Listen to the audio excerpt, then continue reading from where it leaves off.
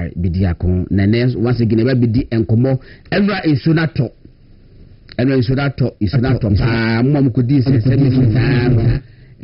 munkafra me hu se baby bebre no me share videos no na se insunato me bebre ejiri nkofo timi nkofie me nkobo baby alu bia ka se ma target wo ba me se nkofo timi nkofie especially central region for no na ha adwe kakra na enkosi da bene de bi ensu beto na ya kwan aye flooded na ya dan bi so esisi baby na ensu ede eko enkosi da bene na sa de no ye be sofa asoman we dey say pete no kana say dey pete say dey bia fi yo si akira mi si mi dan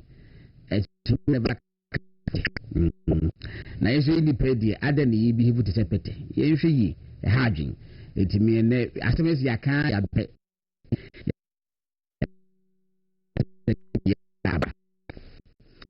na MDC fo adie yi mate kakra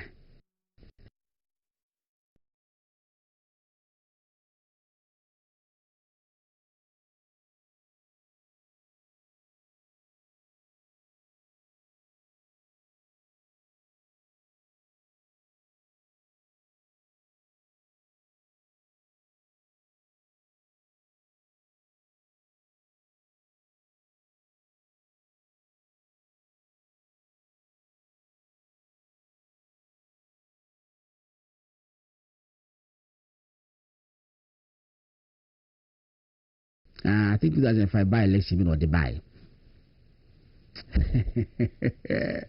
I said you can tell him he's calling the interior minister said the other guy. It is a Muntaka Mubarak. He's called the other guy. As referred to by a student the other guy. Hey. And this Monamun looks how I said you can say Olo na yato Obama no as national chairman of NDC.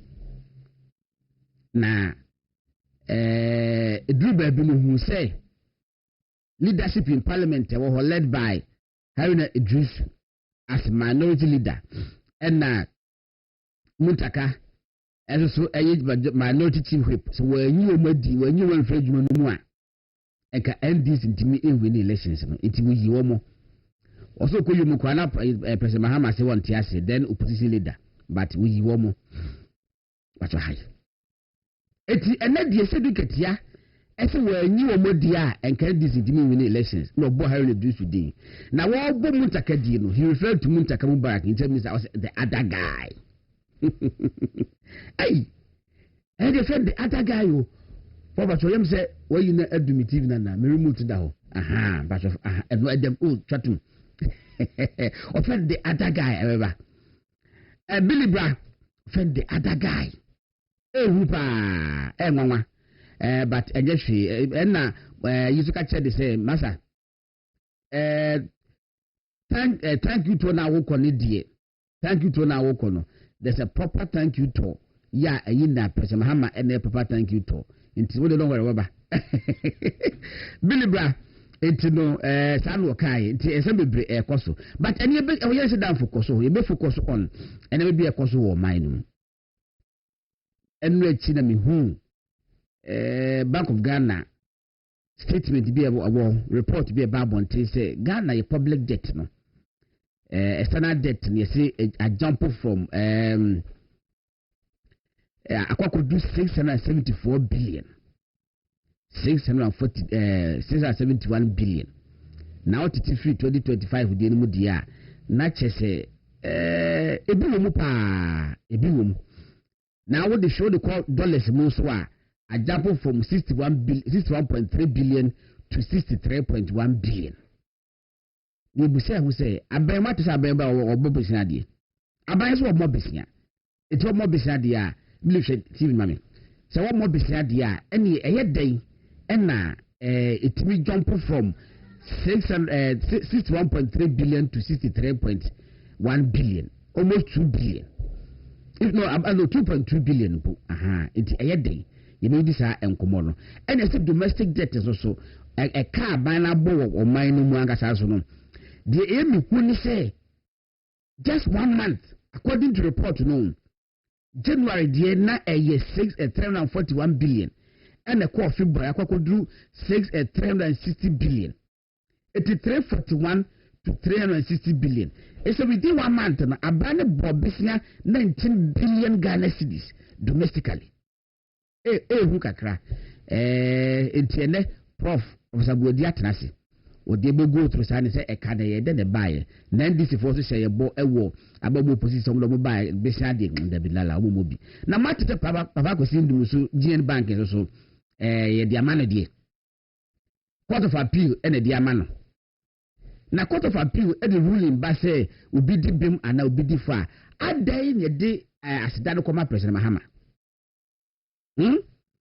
Court of appeal na de ba yo eso so ma Muslim a wo virtually the deputy minister to Felix Kwajofosu no ese asidano de ma John Mahama as president. Eye me nwanwa. But eye nwanwa sa because President Mahama in opposition e promise say what the bank ne besa ama wo mo and was aka che Ghana for say judiciary no MPP for wo do edoso to ba obe balance judiciary no ama NDC for bibra ba begum it doesn't mean say NDC ni bi na akwa ama sa decision no ana President Kofi Amoaben e kan say obi obeka che wo say obetumi sa bank na yina lines na ma back biara lo boa enye no kore me yi nyina wo ho President Kofi Amoaben kan say enye no kore enye possible say obi betimi de sa bank na yina sa ma yibi because the agent lines no enye possible. How come? In fact, sitting governor yan kasa mpo so aka sitting governor also can say you have to be alliances and money bi it's anything. Ghana na yehu Ghana ayehu ayehu yebedi ehun komo MPP flag bearer Wednesday no one NPP minority leadership and minority members ni na no ekosia and some party big wigs ekosia na chema wuntumi e wo ho kasai general John Bodu no so ho so ekasai and na Polafoku no so e ho no so ekasai eche party benefit na tikaris kakra na wo flag bearer kasa no ba ko wase se die healing process ni awie ye hu ye ho ye fe ho si wo say ye bebu o man no nyame ya 2029 sa na se Ghana ni bi MPP ni bi hu wo say esu ani abobo ni ye wie esu ni abobo ni ye wie si say ye prepare ye ho aba bebu man. Now how do you prepare ourselves say nyame ya 2029 ye bebu man no e no sa kan ba ko kan ho say wono bata mamu ba mia won kan kire obi so bi fa din enkotu obi MPB obaabi ana chairman bi obaabi ana obi nko support obaabi what say faction bi any party no ya to abaawie there's only one faction the faction is MPP etimo obi afa to tabamia edin enko say be ye your list bi ho no mo we can't work with you can't work with who one entity no obi nyedwa wo dia party wo dia no ga say you can't work with somebody they input that munya sakasa mo kai kan no. And nobody should take it say ebi asakasa ni ho kasa no sakasa no so wo ho awo ho e de dan pedifobia no etimunya asakasa no na mun ko twitwi ni mo e ma dota ba omia onu wate no betimi obi aye adwuma wo ye nto abama dota ba ma ne ato abama no na ebiru mo ne nam you see dota ba ma ya de so kan asasem no because wate senkofo e di sansem one no Samia Ukube dika be kan na teso ko peace FM odika ka sa se Dr. Bamia di candidate etima for Dr. Bamia di enko ye bibi say Dr. Bamia cannot work with you this say but your party ni obi adia nyina ye dia everybody can work with somebody everybody must work with everybody ndoko ka sa asem no si nya sa ade no ni yam prepare ye ho say ye ba be win election 2028 aba be boom 2029 eti afi no ensi adwemu ye fam God na Asare-Bediako program di Bɛkyerɛ mu live on Movement Television. Professor Asare-Bediako aba betase prof achomachi no ejoso ne nema te se prof ejonado on se that da fom boko enno isolo to intine no me da to fom but me guarantee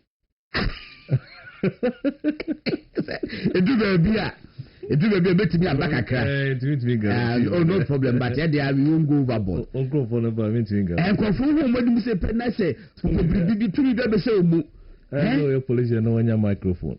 You know say some ko fo timi microphone na tumi bia be so mo kasa o mo via was ti na be kan sa say but o via so no the following 2 days we now be say the same thing. Well anyway it was for be di enkoba me ko prof no na prof me hwei na et say yes domestic debt na ekoso ba within 1 month about 19 billion ehu me hu kwa kwa mbo besa no so ade na ekoso na so the Ghana cedis no so say a jump from 61.3 billion to 63 billion it is saying me che what here for Sancho view enche ye be program bia na yatune din em say Bank of Ghana the almost financial report abetuja World Bank so them last review abetuja and other financial institutions for the Obiano report abetuja nti em say afi bosomi nkona wie no IRPP be 1 year performance of the NDC era company administration nti IRPP jumadi ebedin ewo em say in the coming weeks we assess the performance of this administration so we had 1 year back so the financial report so advertuja na memrani na obisami me say yeni Ghana ni yeni NDC a debt debi any MPP a debt just a car of mine yet then yeni say we NDC DNA MPP DNA sa prof me fan say ye check no more yeni sa NDC 4 DNA MPP 4 DNA me ba hopa one fa to so prekwana and I meeting that ya no bi kama na why you need NDC there MPP there but ya to me say analysis say assume se be fa akunya and as of 19 fa akunya of fee 2025 January or there be see the same year 2026 January say aye 1 year or transfer sa BMO for second year obidinya be kan yes okunya na the big kan to which my chim akas be ko bisia yen ko bisia say and is for bisia umkoji ni was that be o mine bisia matchase na mum say ye ka say ye chichimu a yituma hu bia bisia oba ya oboy right see that is how it must be na ye chimu hu say ye wo za debt no ye chimu mienu ye wo domestic one and ye wo external one just say abani pesca de bibia or GBF ya timamufo then injuma bi also call beyond Ghana makopebi na yenka hu say anytime we call we feel chrome akọ country so kopebi sian no would kutia insi hu ewo mu no also tia with exchange rate yes because we need facility enkotia and I say busani yakoba ye $dollars good in euros but so bagan na hadia ogia seed na obitia times na okutia enti oboni be ka say you will be a friend of borrowing and you will be a friend of debt accumulation borrowing and debt accumulation ni nyina na enyepe na borrowing na kwakoye say kono so miniso wo credit card wo credit card also per television na wako shop no da call me per TV near the amount wako borrow o per car o de call no ko borrow yes o per dime o de call no ko borrow no akoy bonti yebeto hu sika oje yes esa nyoma wunya ne nti enti se edu amina se menje nyoma biem men borrow biem Ninya ka ninya fidie bia enti eche se umboro ye no ai enti eda na umboro ya osika no etimi kosro credit card na oji yes na de compare TV TV no let's say 100,000 na compare car 100,000 200,000 ebia okoya adibi ay 250 If you say brain come just kabium. Okay. Borrow it. It is still the 250 now. 250 now. But can I say so borrow ya. So one cheers can so there and I rate no. Every time massa can 250 no. And co 250 bium. Every time kosoro. Whenever was na enam na kosoro. Na kosoro. Okay. Emrekwa 1 GB. Enka ho. Na mu ne o hodada no. Esan say penalty interest rate and exchange rate also nyina keka ho a e ma ne kosoro. Yes. So that is one aspect. It's a difference between borrowing and debt accumulation. Yes. Now you said debt accumulation no. You Ira Kufa the buyer and say Yaje Kanibi. So man penny will so buy and so no Yaje Kanibi account. The most started from January 2025. Now a car near Honor a 40 or share year to her, nay 49.6 billion a year in dollars. 49.6 billion. Okay, and then what they are to son. We don't buy Hanu Kakra. Gido manenko minseni faso kakra. Manenko minseni oti intino public debt. On chain a essa shit no. Want you kusi. And I want you call the other side. Lines no. Aye. Which ma configure bi ho. Oh, okay. Excel sheet no. Figure be okay, but me right there was it bi mu kakra. Esi figure be very very important. It would dey wo ye near starting first say total public debt say na wo na wo ka no. 49.6 billion. February 2025. Just say aban ne be fa kunya no. For the same say January. Yes. It's that time near wo sika na stock e ho no. Okay. So no I can't never hold 49.96 billion. That okay. In terms of dollars. And ebe drew 2020 December no. Yeah, they found year on February. Okay. February. Okay. That's fine. February 2025. That is 63.1 billion. Good. Yes, sir. Yes. Okay. In dollars. Into one bit much as NDC car or the car on stand now will be some. To Tifima 49.6, OTF 63.1. Yes, a number almost 32. Okay, about 13. 13. About 13 point, yes. Billion Abeka. Yes. Oh, in percentage wise, about 27% or so. Okay. And Abeka. To accumulation over a period. It's really a year just by debt accumulation and as a borrowing can borrowing can and a debt accumulation can from 96 on say asako na nim 49.6 na 49.7 59.6 okay now the ban is cedisa it's say scaniagia I will say year in dollars no yes into okay CD column total public debt no you can't domestic you can't international okay you can't boom now public debt yes into okay public debt in billion Ghana cedi 770 billion okay I mean you hire na now usha from that time now be see the same year you can asem no na akọ 674 billion. This is what you know. Swati. From 770 billion Ghana cedi. Yes. And now abewie 674. It is a Swati. Because it's Swati.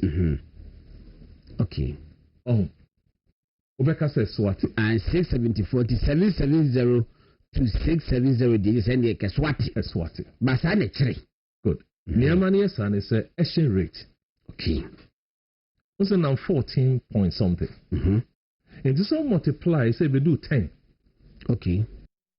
Figure no by the Sikayaji or dollars. Also sote. Of course. In city terms, there's a reduction. Yes. Because of exchange rate. But in dollar terms, a cost row. Okay. And the prof, what can I say? Yeah.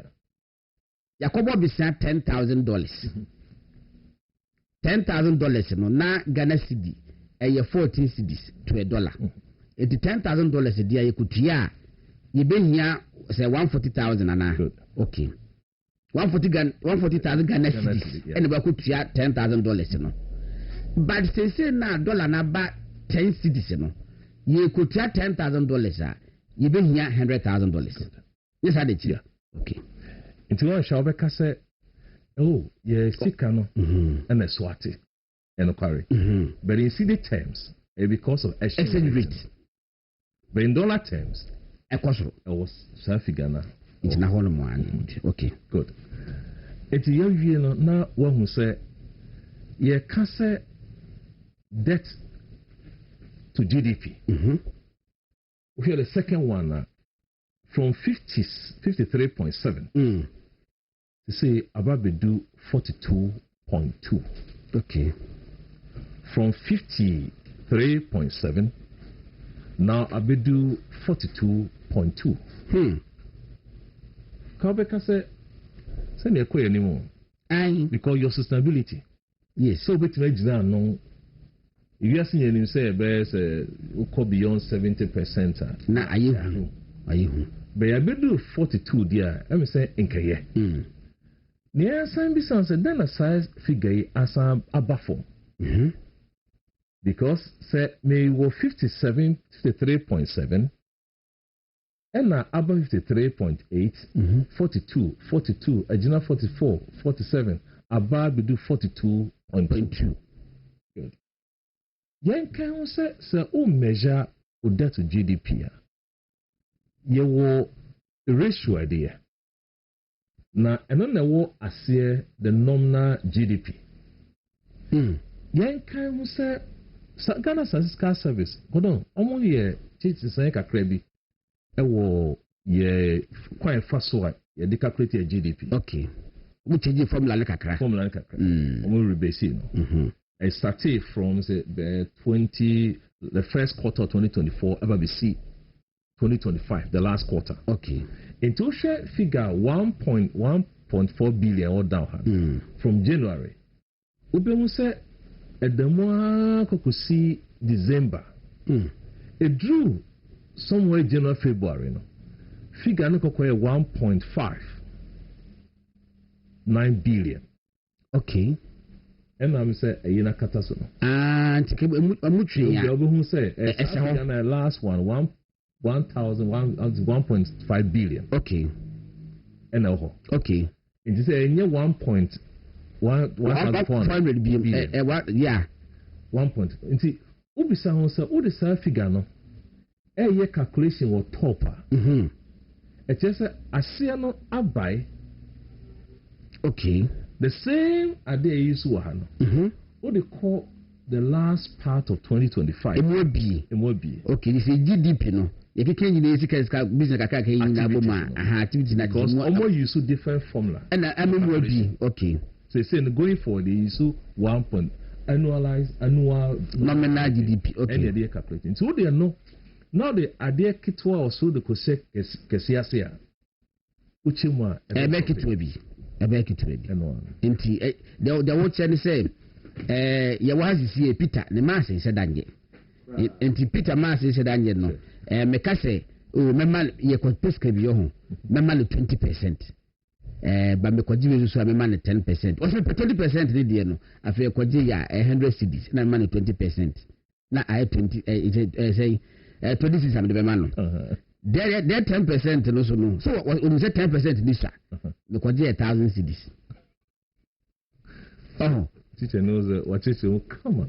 10% of 1000 cedis no. A such 20% of 100 cedis. Exactly. Oh, it's all yes, sir. And no, say, and your rebase no more, yeah. In Cassian to say 1.4 now. And we never saw Cosso. It's a Cassadia 1.4 no, yeah, and a percentage in the Becosro. But profit, yes, Anna, Ayana, one shall share figures now on the face value, the we are looking good. Ebiasala bekanesa but to pass no so are we really looking good? I hold them say I was saying my TSA say over time our exchange rate no I send a baby in actual terms you okodi and that's all and that's all in fact they say a Canada whole mona external debt na akwa drew 63.1 billion ye magana cedi ebe ye friend say 50 pesos a we still owe them 63 billion. That's the point. It doesn't change anything. So how this can you know Ghana had and over so was more jume. What's it called? The brain outside. If I now must say no, share a year figure I'm the net debt finance. Yes. A chese do minor a banny jiffy timamu year. The say and so also BGB. Because all international market GB and NASA beyond your country, you end up paying with exchange rate. Yes, a becostro. Into the be a cassa my and dada home. Say quite be fast a bit my develop here the year. Amayan call and cose and me could later on. That's the best approach. Being Yanessa. To social all these figures are it tells you one thing, say you increase the calculation of our nominal GDP. This story would have been different. Prof, okay, somewhere last year now, if not early this year, you didn't come be far. Said the economy is it here. Your GDP and then might contribute towards our GDP growth. Near share first production and the services in the side of man. Production now from agriculture say now from enti we rebasing na koye kese asi bi say enough economic activities cost wo economy no na so we pia bonten no na production na koye services na ne yakwa na say by prof if for let me say but two gems last week so your foundation engineer so a fragile. It's a kiseki. Near my full say equinim. Shiki. Now, on my person who assess economic activities based on 3 different criteria. Your service, your industry, and your agri sector. And also page I will mind the cononym. They say, Debiano Bakum Echo. A problem. Yeah, because your service sector into fund force and also because your economy now your BFN primary sector, your secondary, your tertiary, your primary, your agric, your tertiary, your secondary, industry, or third one, tertiary, a service sector. Yes. No tertiary no and look at all minor. The primary no be more minor or be employed bebree. Or man no bayaba or be man yoma etina konanim. Or no watching. Okay. To hear them might be konanim. But no, I am not savvy. A hadging. And ti minim na same say yesomba be award be for ministers and a man penny for award be. This is what they are. Some performance at that. Yeah. So also on radio recently. Sir. Yeah. And you got to force in the no. Maybe say administration, you know. The best minister for this, the best minister, best minister squad there. Oma a short list of Madame for Kahon. Madame for being. Can I be say criteria ben on the various idea? Criteria ben. Okay. So if BOG Governor Neyman Award and nothing. And now the governor would give an award to be out. You'll be surprised. I will surprise Gold Ball Bedi County and Moshe. Mr. One share Gold Ball best sponsors are a award. I have problem. I may share Dibu has was saying Ghana's economy remains services led in 2025. Yeah. Ghana Statistical Service for I say the Ghana Statistical Service has reported that Ghana's economy in 2025 remained largely driven by the services sector, which contributed to dominate overall economic activity. Releasing the provisional December 2025 monthly indicators of economic growth on Tuesday, March 17th, government statistician Dr. Asare-Bediako said the services sector recorded a growth rate of 8.1%, contributing 58.2% of total GDP growth and accounting for 49% of the economy. And they were saying the GSS noted that the expansion within the service sector was largely driven by digital and knowledge-based activities. Key contributors included information and communication, which grew by 20%, followed by education 11%, and insurance and a course. Now, still no industry near, Prof. I said that feature case, service led. Only problem. And I really watch statistics now. I read it for some time now. Yes. Into all the time, service sector no on OPJ. And to say, who you be na say, and no edo oko anima. And now stronger than appetite. Also, you're careful because industry be my yet me join some enko. And I said one a Greek enko. See, over any day. And I said data so say industry ni agriculture no you know na a fairly pambo as opposed to service. Into your friends say primary. Primary, you yes. main one. Yes. That's cool. The brain say primary also. Aye. Oh, but when man a contract ni get. Into in kit one moon and what you man. They was see also pijayeno. There was room on tertiary na pijay there. We have a problem. And the school club where now primary education ya na obreba. And the obreba Peter. Oh. Na in casa que bizo ho. Montessori. Ndiye ko ele no e no so. Oh, we ba go Montessori. Matters we got the name Montessori. Montessori. Now don't pass a prof so domestic debt no. We go say so far you ntisa aban so ko bobesia. E wo my Ghana mu. E de na aban ti and almost for 16 months yi. E kwa be na faso aban faso ebo domestically. Domestic that akosro. Akosro. Yeah. Akosro. O check you ha 328. Yes. Yebe year February na call 360. Aye. Akosro. Yes. It's no ya no na yede na akosro. See because of debt accumulation. Oh, I know about the GB. That's not my Bobby son. What you saying? Oh, say o check figure on the toast for it will be net domestic financing. Okay. Estate somewhere 1.5 difference. I'm 1.5 no. Say sabani here is a gap view of what or say unya if unse or expenditure and all revenue. And the bianas and the revenue no is against the expenditure. Also TC room. Now we should treasury bill quantum, not the GB, not the Yankasa. Yes, we see domestic bonds go high, say big Ghana here. And it's our kind of buying a fasoa or the closer gap. Okay. T or GB.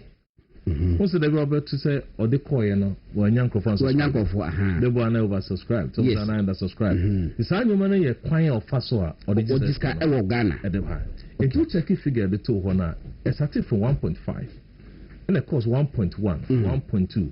You be year 2025 February. Now call negative 0.3. Okay.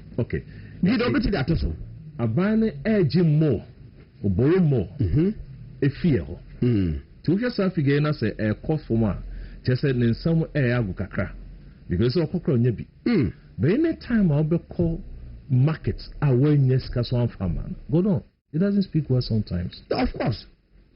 See, I am not also here. Until most of the time, we share our domestic part of the component of debt here, and so costly. And see, you best say, and you will be one or see in a year or minor or sit me any con. Me that's the prof. Peter. Yes. Akwaba so who you there? Oh, Nyankopon adom. Okay. Na nya ne there. Me a cons classes in one. Me be talk akra. Be talk akra. Na me hwa na me say who's a prof with the obasa. Stronger than appetite. Yeah, this one mai. Me chia wo chia tie4 ne ahwefo nyina. Tie4 na even nsema na prof kan oni ma who say ma woman say so wo hwe the so-called economic gains almost all money and Korana. And you're reflective. There be a young paper. What I say? I'm tempted to believe, dear Yana, Dr. Gideon Bwakota can say, you might be briwa, it is for the optics. Yes. Say, Yanya, Yachi A, Yachi B, so they are man for any budget. Now, a man for whom say be a economy no more, ya dear Papa B, ABB. But the actual Neoma and very reflective, Ama Abua and Afua Menewono. No more. More discussion, I will quote to say economic idea is driven by services. Any idea. Greek, Prof can mention, say, Greek. But look at the investment. I get Grandpa Moku. Apart from that, I don't say,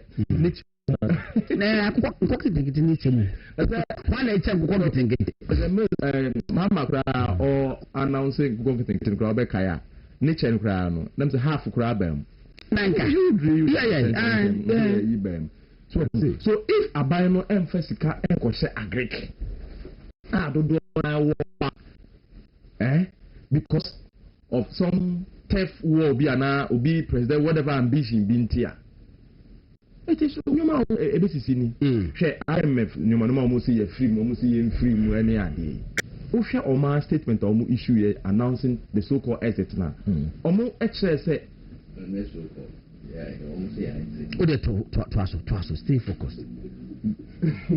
Ghana successful concludes IMF extended credit Felix statement program and decisions to a non-financing technical assistance policy coordination instrument.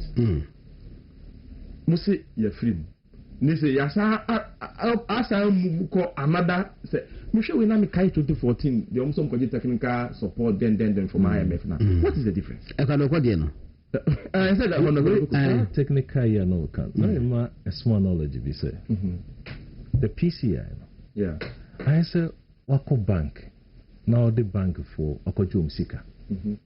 Na utia. Utia say loan wakoje. Yeah. Utia for some time. What were we? Yes. And was a bank was in Pacho, me just could be in Fimo.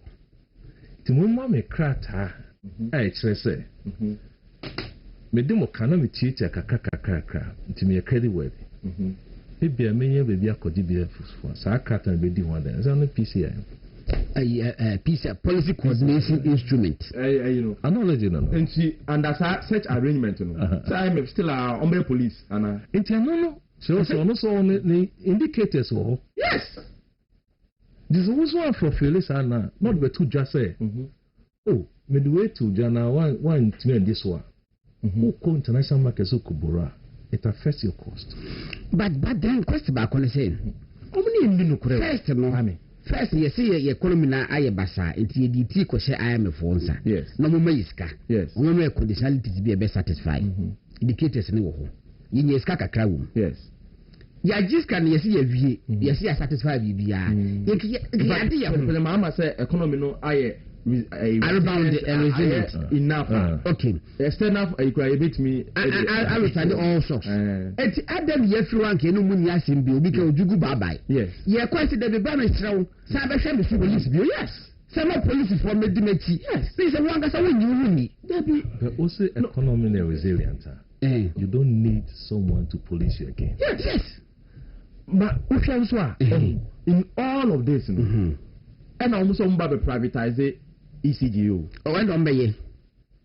And to say a few more, I say, go already. No, mammy, I say, didn't you my utility bills? They are no bills now cost on say IMF conditionality, which I disagree, even though I'm a finance person. Because when say, 2017, Ebra President Nana Danko Kufado, an MPP bar bam. No, IMF. Okay. That's water so, electricity so. I'm an entity for class, so I don't know what it is so. What I say? IMF. Yet, also implemented the free SHS policy.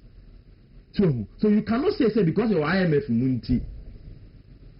I was say utility bills ne, and I say what I need ensure ebo, ensure ne and kania ho ebo or say cost.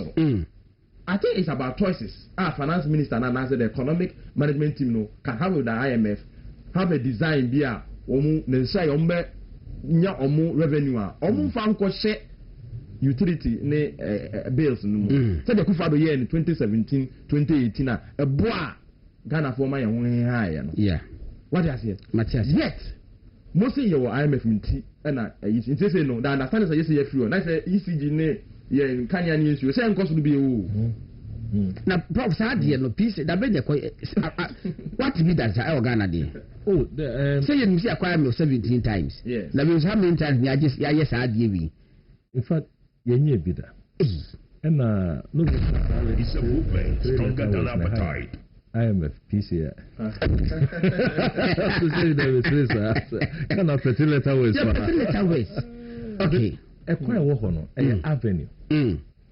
But to say no, almost cabin. Your brain say initiatives new abayana.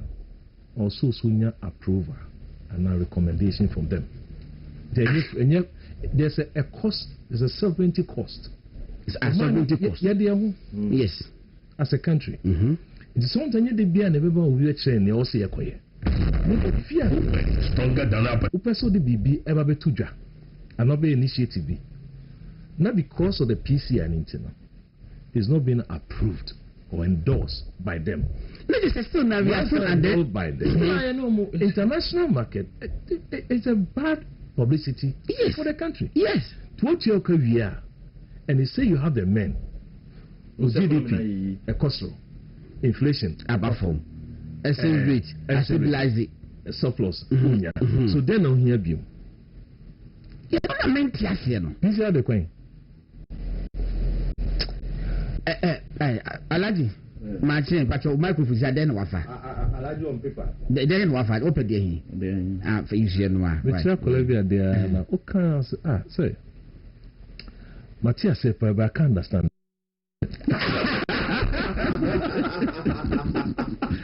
But this morning, Sana mentioned my camp. I said, probably Matthias said, but I don't understand it.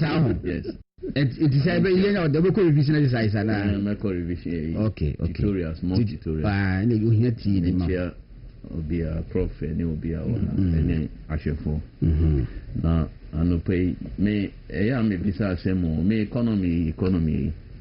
Same say Ghana will reserve over $14 billion. Prof. So must say you will reserve over $14 billion. Now the antenna so reserve so meaning say reserves the for future. But current now you say who was cow fee. Now also they to Oma. That's it. Now Oma no more neno almost school fees ground here. When ye much money or more. No this cannot to her. Say all the show or dachi. Nyan 7 and $13.8 billion. Okay. The 14 now. 14. And I may be sir.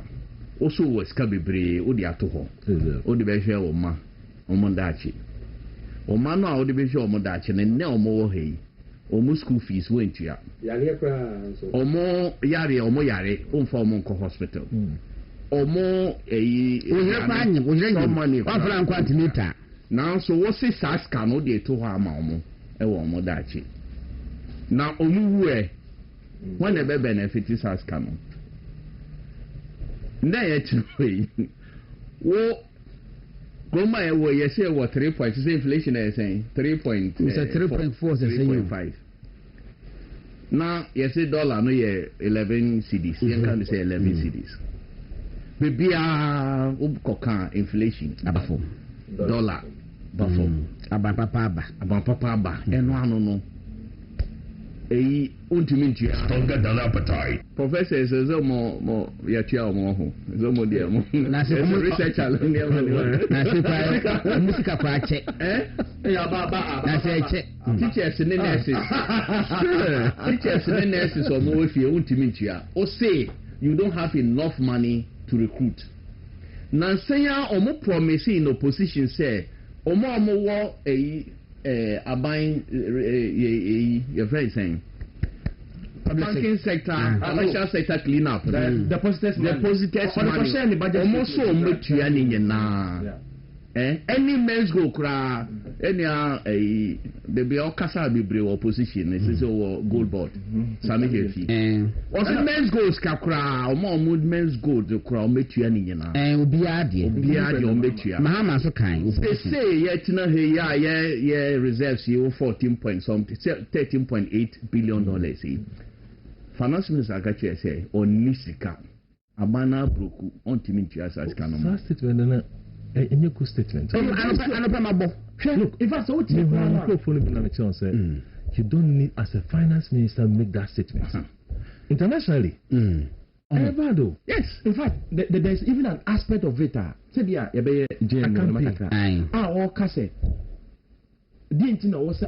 yes, Ediska Ekotia. Obi a ordin investment. I go for private company. I'm mismanaging. Isn't it? One mismanaging now, I buy Chiasaska. You are there. Private person now, what mismanaging now? I buy air punishing or mono. And then I buy the license. On lines I'm at the back, wedding kunim.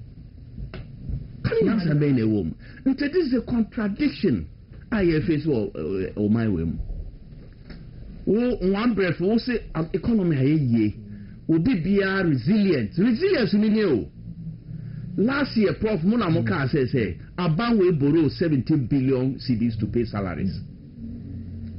Resilience now. In 4 months of this year, we'll borrow over 20 billion cedis. Say, man, Bank of Ghana na can.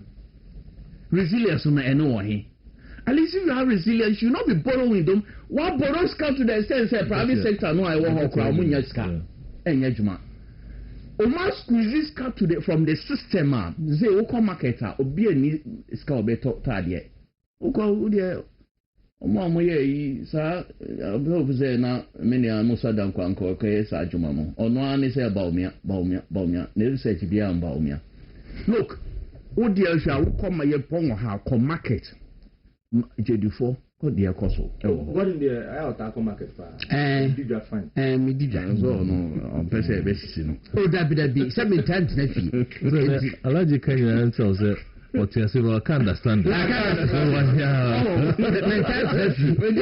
can't understand weekend ba ku bia ma ku ja o na me no mo okay to when you now me na bia me tap me se kwa ha na wo yeah economy na Ghana fo aye wo yeah economy na enye inflation of 3.4 na 3.5 that be enye dollar of 11 cedis so yeah inflation ne die sika ye benye sika e di atua school fees ye benye sika e di atodua na edi ye benye ska ye come market na obitimi was ska no atoya de na yeso ye di aye pi say economy ye pa bebre me say and this for no ko TikTok o man o mo record o mo ni amasani o papa bi o watermale o shake bi o say 2024 elections o call farm to farm farmers or convince o mo nyina say o mo to abama NDC na NDC ba Ghana beye omo beye when they were selling at that time omo rice and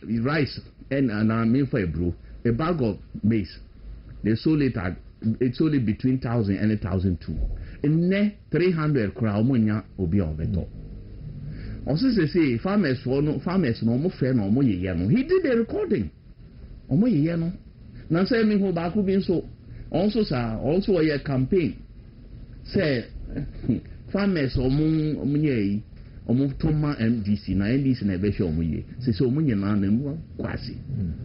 This is the economy we are living in and not more inflation in the no. This is the economy in which we live in. Nte enra na many MPP NEB eno de men kan of amoye bi a okay me catch Peter me ni nipa no kwa kontokwa but so won kan ma yenti dia I mean musa prof question bi na memra yan ko into gene nsesem no prof bank sector clean up what the trace me but before prof this thing must be put to rest. This propaganda say MPP are buying Akufo-Addo no ba omiaba omugu banks using 20 something billion to solve 9 billion and can betimi solve the problem we use over say canon about 30 billion same way. Peter Wanses wa. Peter Wanses wa. Provided a lot of. Peter Wanses wa. The Basania Mawe Moka, Moko here. It's Mama Peter. Farmer, Peter by a crown. Jen, me fight ignorance, war social media, you see, is sickening. But okay. So the 2025 budget speech presented by Dr. Kisel Atuforsen, Minister for Finance, 11th March 2025. John Mahama, the Finance Minister. Read page 20, paragraph 93.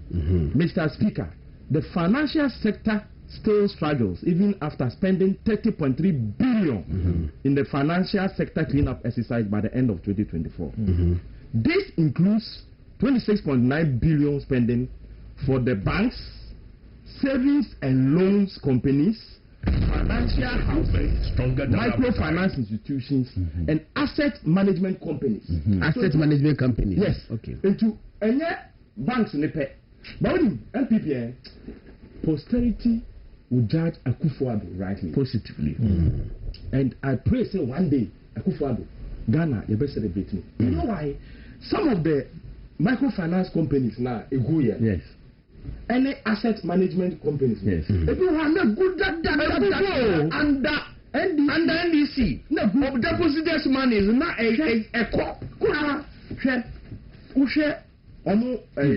I would just report to price water. Yes, price water.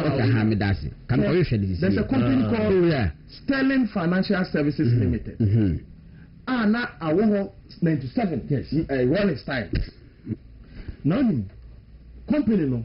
The company at a point, became insolvent. Like I said, insolvent to the profit. The long term. Or the karma. Ontimi entria a car or day. But the liabilities, no, a dog's chain, the assets. And experience serious liquidity challenges. So, as a result, the institution could not even honor customers' withdrawals. Now, institutional withdrawals. Yeah, we see how they call man. Or say, adequate time to allow management to rectify the capital deficiency proved futile. More time, no, shareholders want to register entry back. The institution stopped submitting prudential returns to the Bank of Ghana and subsequently folded up operations in 2011. Without notification to the Bank of Ghana. Or the depositors in fact, close down microfinance. No? 2011, not one president, Mahama, vice president. Not what 40 we're done. But President Akufo-Addo banking sector cleanup. No, all these people Ghana for Sika. So NDC problem, President Akufo-Addo solved that problem. Using that 23 billion CKB. But global access for global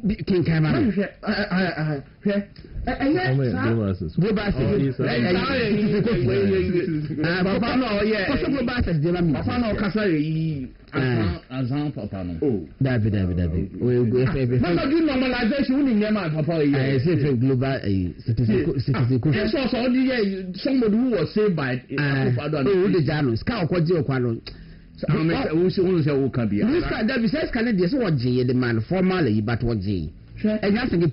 saying no property. The rent he was paying on one company, and the building now the rent will pay to that company. That building or something. No, yeah, but and I say you the buyer. And that person normalization committee. Maybe institutions are not for the up no. Over 155. But now for Sikawo.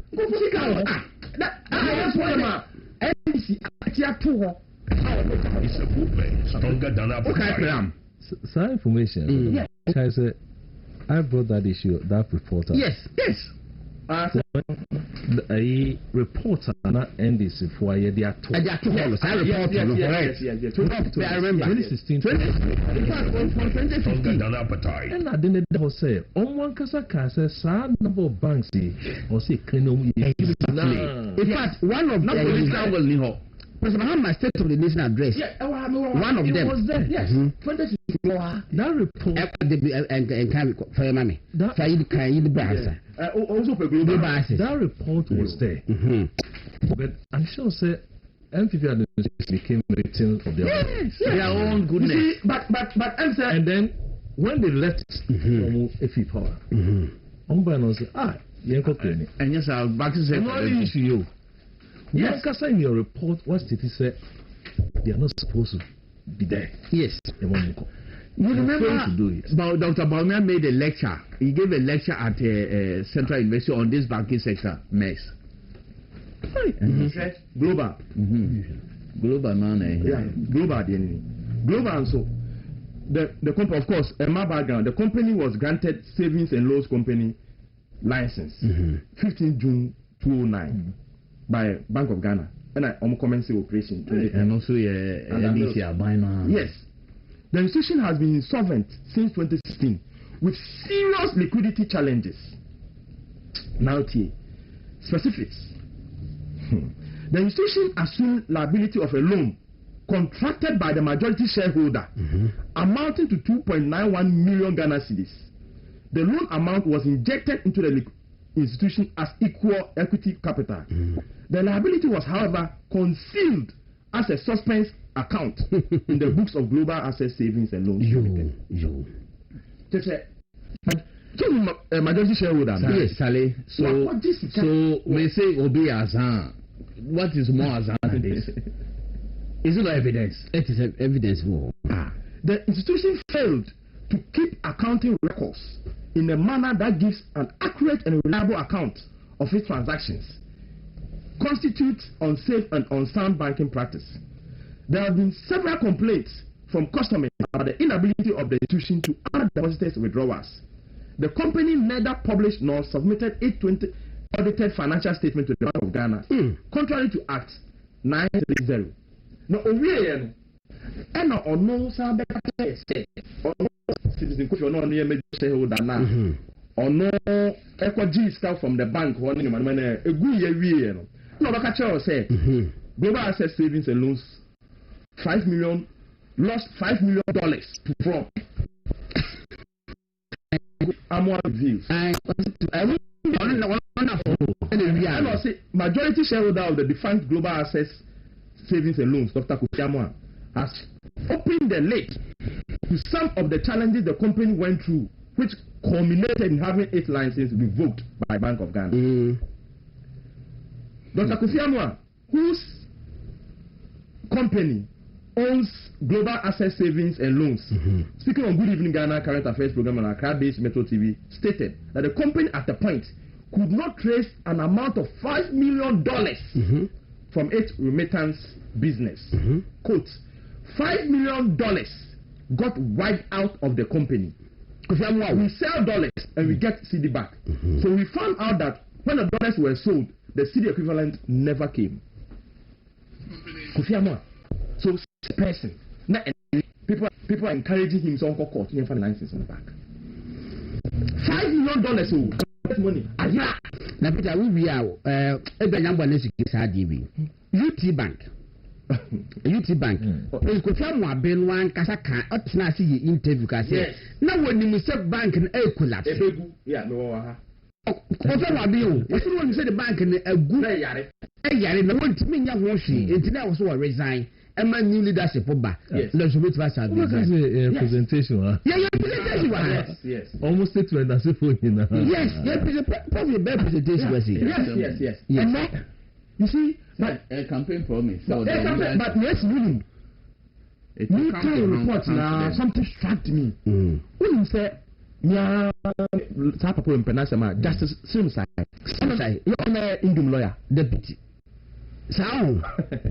Imagine Maso, Justice Simsai, on the day in the court. I'm telling you on authority. Yesterday, graphic cry even mentioned it. Compare another graphic cry. Yes.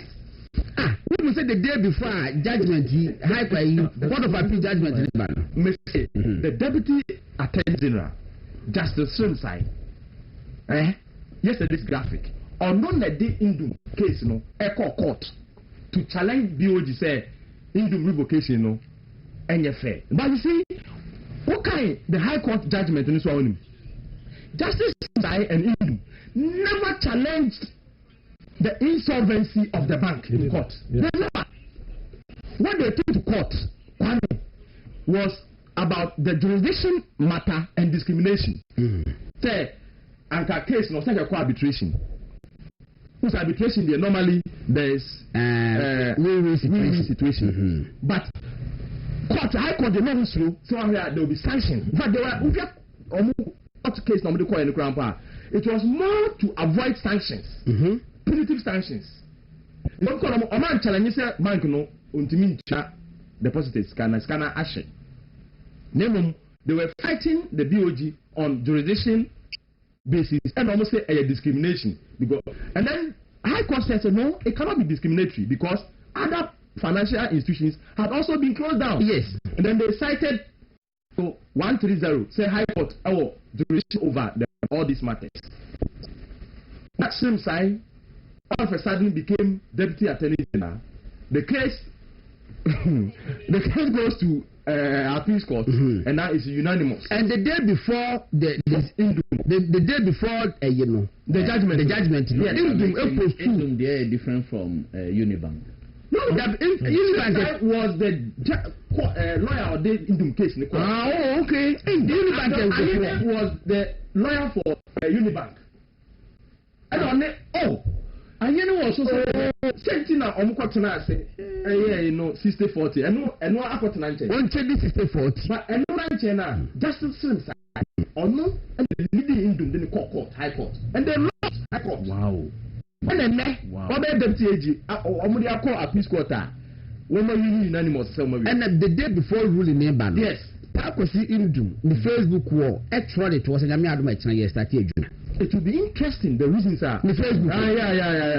The day before the ruling, what for? What did we know before? Yes, Gideon. My mom short video be. Fatus mami. Na me shadie. Eba person Mahama. Parliament. State Relations Address or banking sector. No, the first time you know. Yes. And the Patrol Gideon say already. Fatus mami na you chantum. Yes, shadie.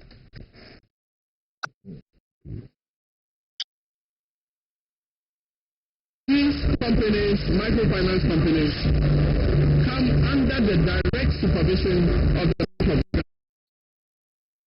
These companies, microfinance companies, come under the direct supervision of the Bank of Ghana. Unfortunately, lack of effective supervision has resulted in many cases in which microfinance companies licensed by the bank have breached the rules of procedure they were supposed to follow and have created supposed pyramid schemes that eventually came crashing down.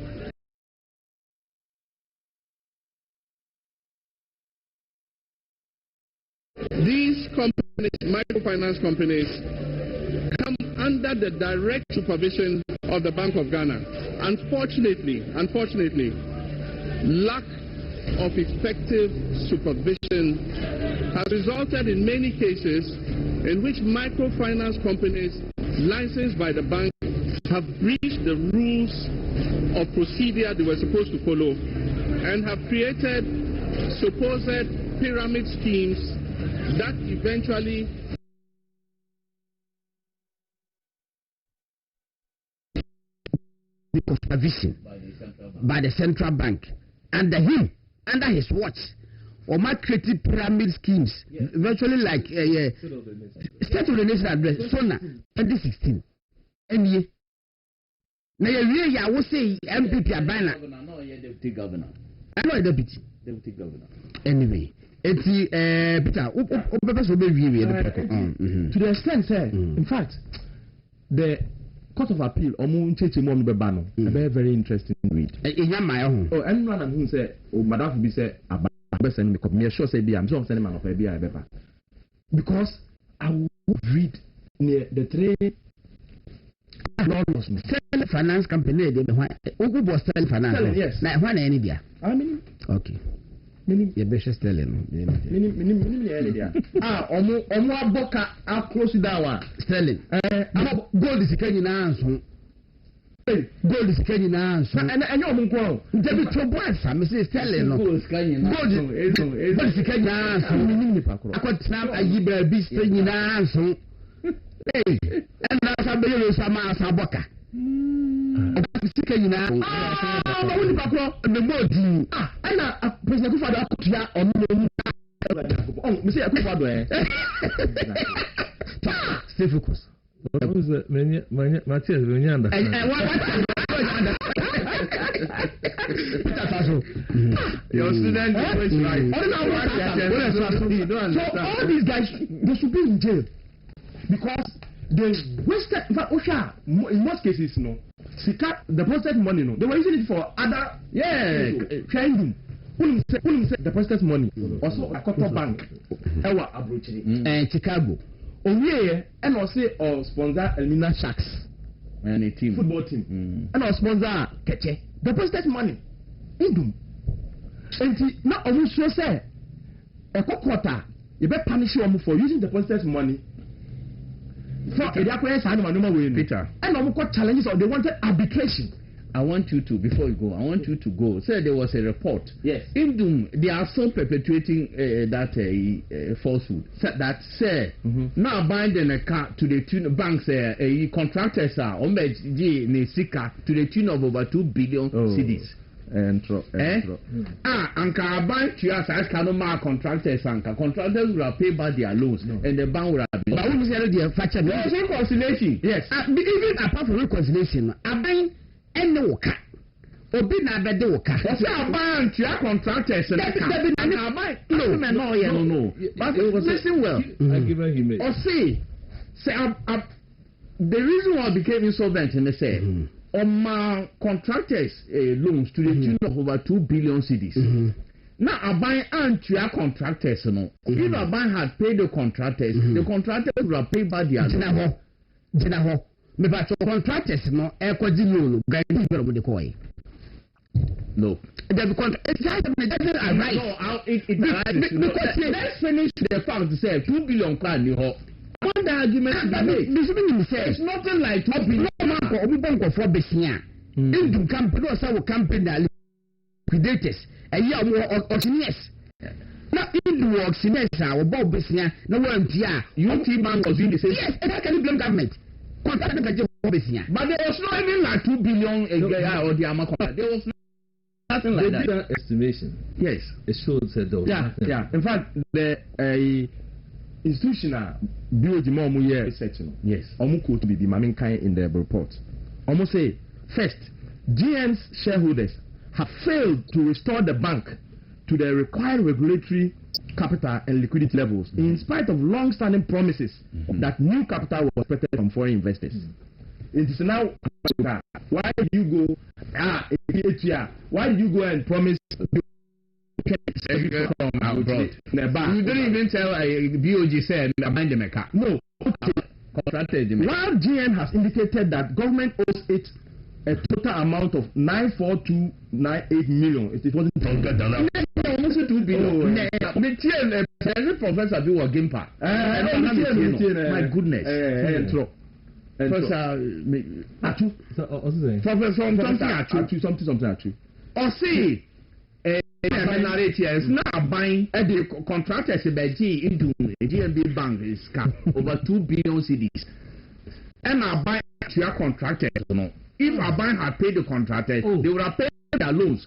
And no anonymity is out. When you go in for a loan, it's your duty of the bank to collect the person paying.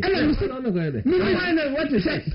But even that amount, I am told everything. The amount, because I said, I said, and phobia of board bank this year.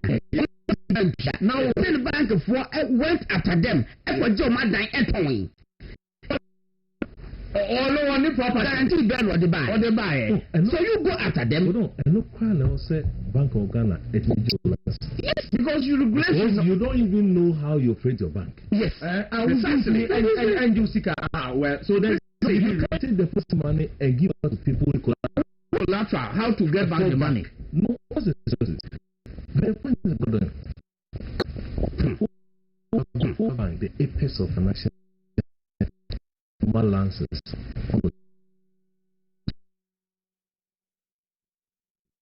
To me, yeah. It's a credibility issue for a bank. It's a central bank. Because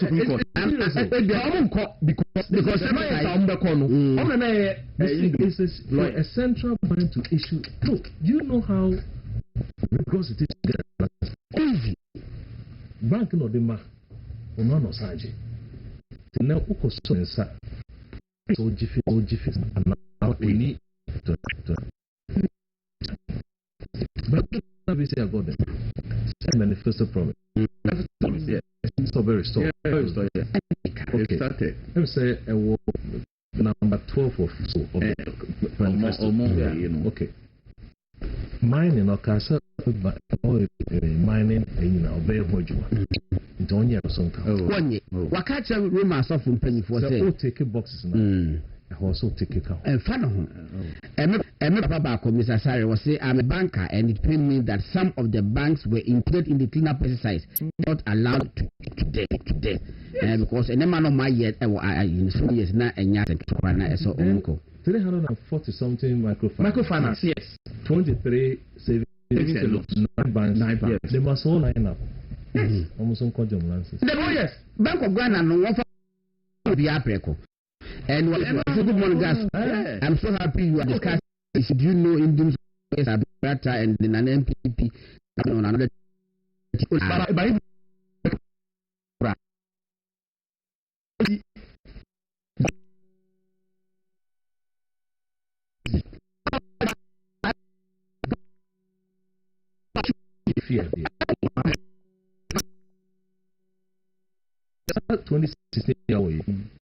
Video.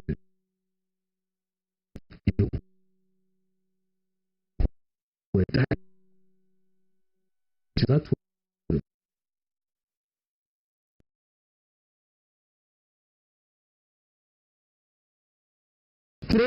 was it 347 microfinance now? Yeah, 47 or so. Only 152 micro now I am insolvent. SCG operations and the NDC. I normal close it down. A brain work. I'm burning in 152 and 155 and still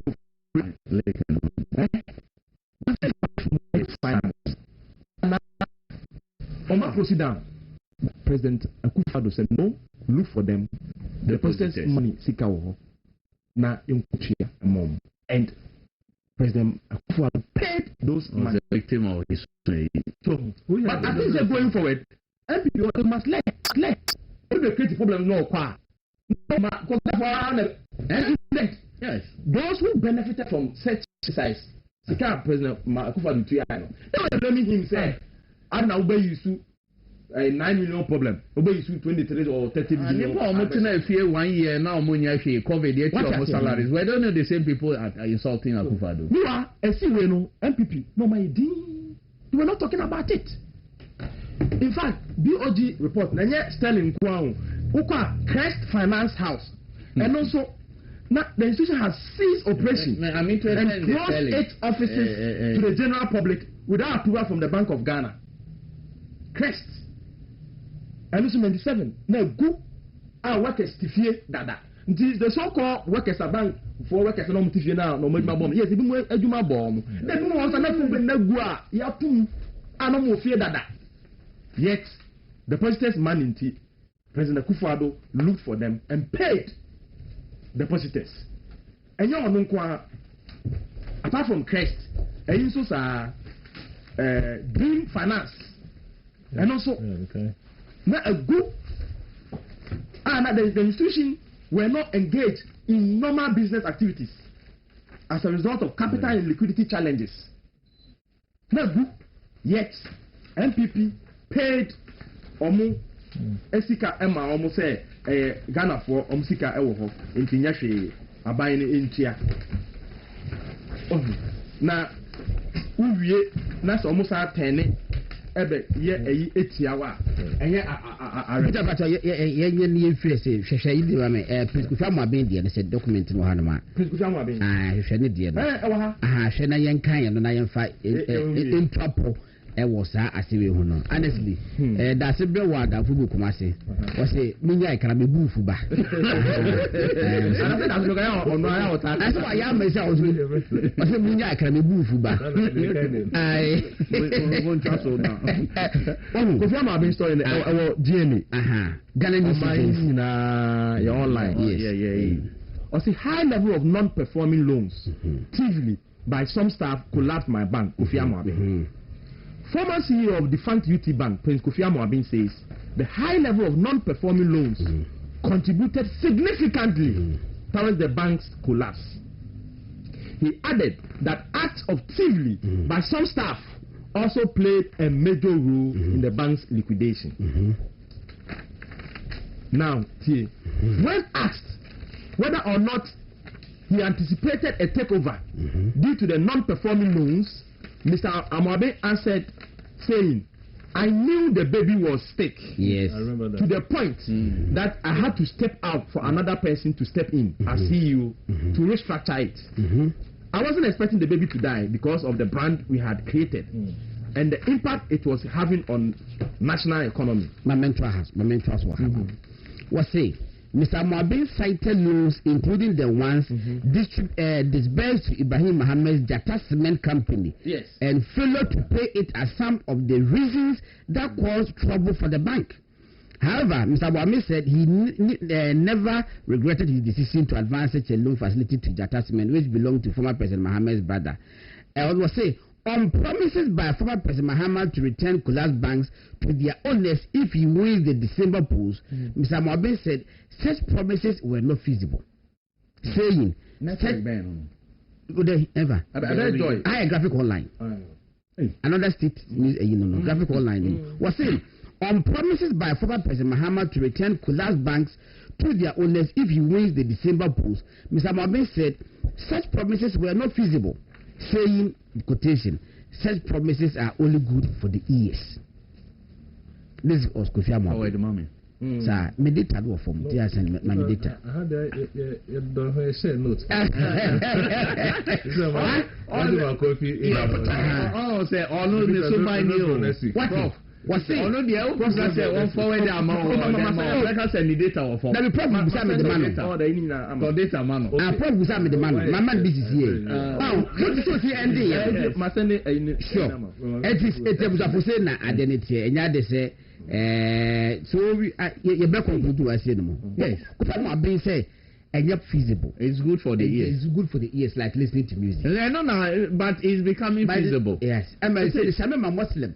Edias that can say that my President Muhammad say your money credit. Oh no, he is reviving companies. How can a court ruling be attributed to the position of the government or the president? So it means that I buy no settings. Of course, not the parking of court. Who say? The NDC and President Mahama accused MPP say Omo party court because at the time there were 14 or 15 Supreme Court judges. And then there were 18, 19 Supreme Court judges. 18, 19 Supreme Court judges. And then you're packing. Apart from who said President Mahama Baya 1 year, we appointed 21 justices of the Court of Appeal. 21 no names no one. Baminya Prof. Baminya Prof. Professor Bodibeja ho o wa no da assignment go be best wo point na enkofo take over na munya kwa mu feel free why mu feel free to fly it because yes it's your trust Peter me say apart from Obaya 1 year we appointed 7 Supreme Court justices akoma adina I increase to say you were about 18 or 19 Supreme Court justices. Yeah. Within 1 year, President Mahama appointed 21 Court of Appeal. It's a good thing. Don't get an appetite. 21. Justice Kofi Dogu, Justice Daniel Mensah, Justice George Boedi, Olivia Obeng, John Bosu, Ahmed, Justice Emmanuel Senyo, Justice Kwesi Anochi Jima, Justice Raymond Osei Hwere, Doctor, Justice Francis Achimbonga, Justice Abature. Achimbonga they handle the way case. Yeah. They do wine. Okay. So the Mama did not appeal court. Yes. Oh, okay. It's sitting as Justice Abna Asuma Upon, Justice Mariama Samo, Justice Mary Ukua Yanzu, Aite Tete, Justice Charity Akusuya, Justice Enyonam Adinjira, Justice Sheila Minta, Justice Douglas Said, Justice Charles and Justice Gasila Adanu. 21 appeals court. Oh yeah, no. And I was also there 37 high court justices. Into about within 1 year. No, we're appointing over 60 judges. President Akufo-Addo Baye, how many judges were appointed? Okay, no, he was accused. Akufo-Addo was a virtual replacement. And so President Akufo-Addo was accused of packing the courts into about balancing. And indeed, within 1 year, so you can imagine.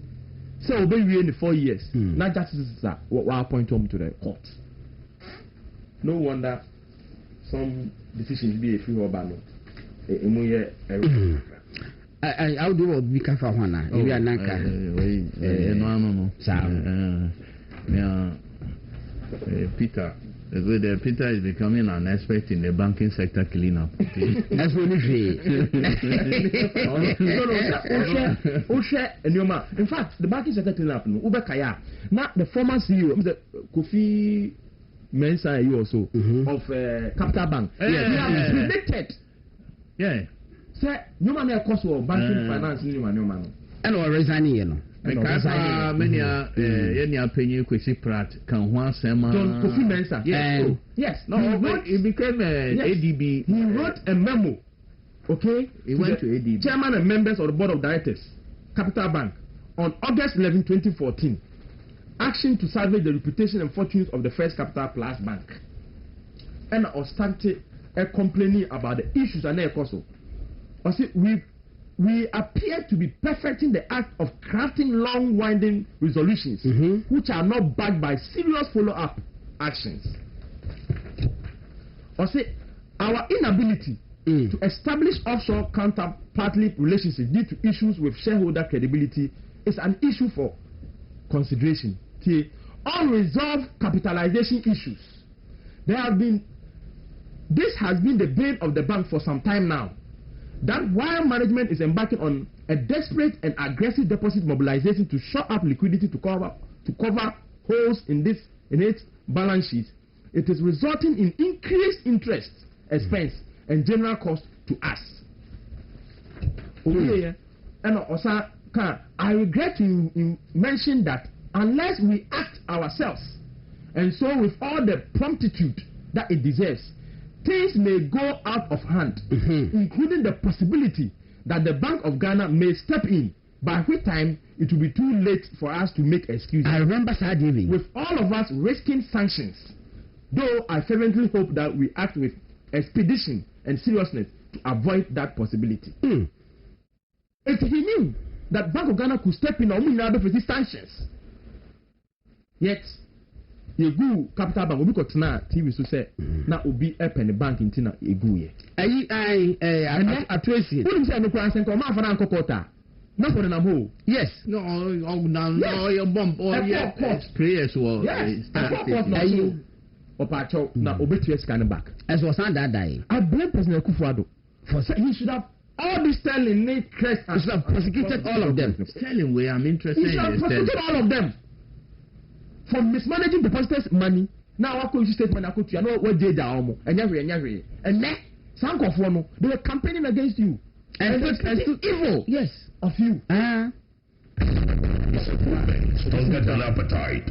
You can't okay, what's one bullet, Mr. Mensah, yes. Okay, when a free fan I say champona after coup d'etat, you know, or what's the fuels of cafe? Kofi Mensah, free fan I will do. Free fan the trust I let they say. Say and then my air course so my one day they will be lined up. They will line up and short. And indeed, I feel for the kind. And indeed, they were lined up. They lined up on shot. That I know are we near you. A parliamentary, yeah. In fact, okay, you see, a long memo. Yes. Okay, paragraph 9. I think that we are all sitting on time bomb and cannot afford to spend too much time in drawing a roadmap based on the proposal aligned here. I would think that we will be able to accomplish this assignment within 3 weeks from now. It will help. We will do it, Nana. You're not benefit. For Saul, he was cautioning them. Yes. Say, no man, no more. Now, Koje, who say about a bank, any problem. Now, buy my liquidity support, Sefako revival or bank. Now, the year adverts. No, the year, no, the talk, no, the beer, another banks for outside this country. Any real estate. So, maybe court of appeal, man, show you now. Peter, I can't say that I won't just say. Just the same side, no way. Okay, Mr. Tabak was saying, lawyer, cranny. And then no deputy AG. Idea ruling or never idea justification. You see, and there's even a problem there, conflict of interest. Because what do you expect? Say, Obia, no, yeah, Indum lawyer. Now, a buy no Indum work court. Then the other attorney general. Then we shall look for a private lawyer to court of appeal. Who was a prosecutor? Who was a state Attorney General was part. He's a nominal defendant. Yes. So who was in court? Against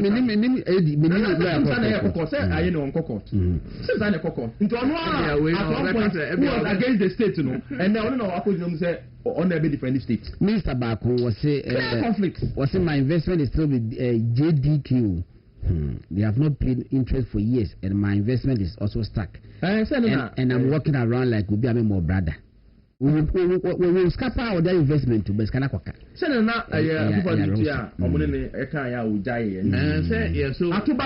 Also, they have no agreement to own to a private. Indeed, Ghanaians have short memory. Mammy back also na identity abandon. Okay.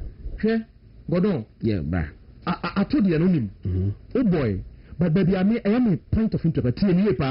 Or say Omuntia depositors money no. Yes. Or say the money must come from somewhere. Tell me, am I going to stop paying for school feeding? Am I going to stop paying capitation grants? Because the money must come from somewhere. Yes. Tell me, what am I to pay the person who gave his investment to a private person to mismanage? Theo, this is for us now, finance minister. What am I cutting to pay the person who gave his investment to a private person to mismanage? So I have a fundamental issue with that. I think government has no business, Theo. Government has no business going into that and taking those responsibilities to pay. In fact, we do not even have the money to pay. Unquote. And so what contradicted President Mahama? Yes. Sir, government should not pay depositors.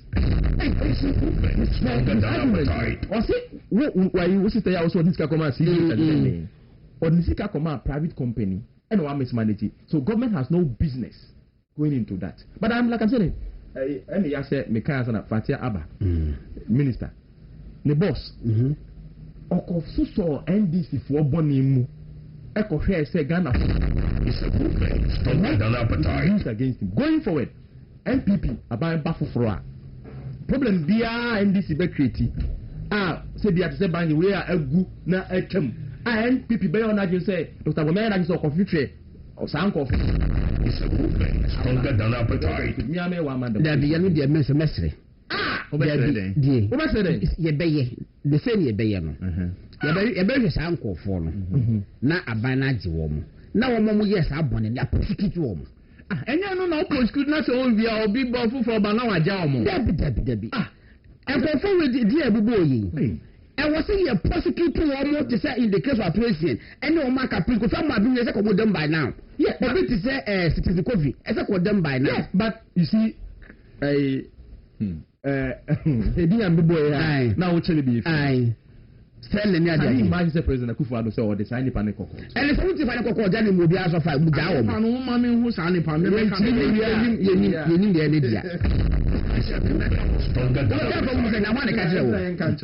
enti e go dey bi no mo na mo ye lecture so hunu me suspect It's a movement stronger than appetite. All right, it's me damase.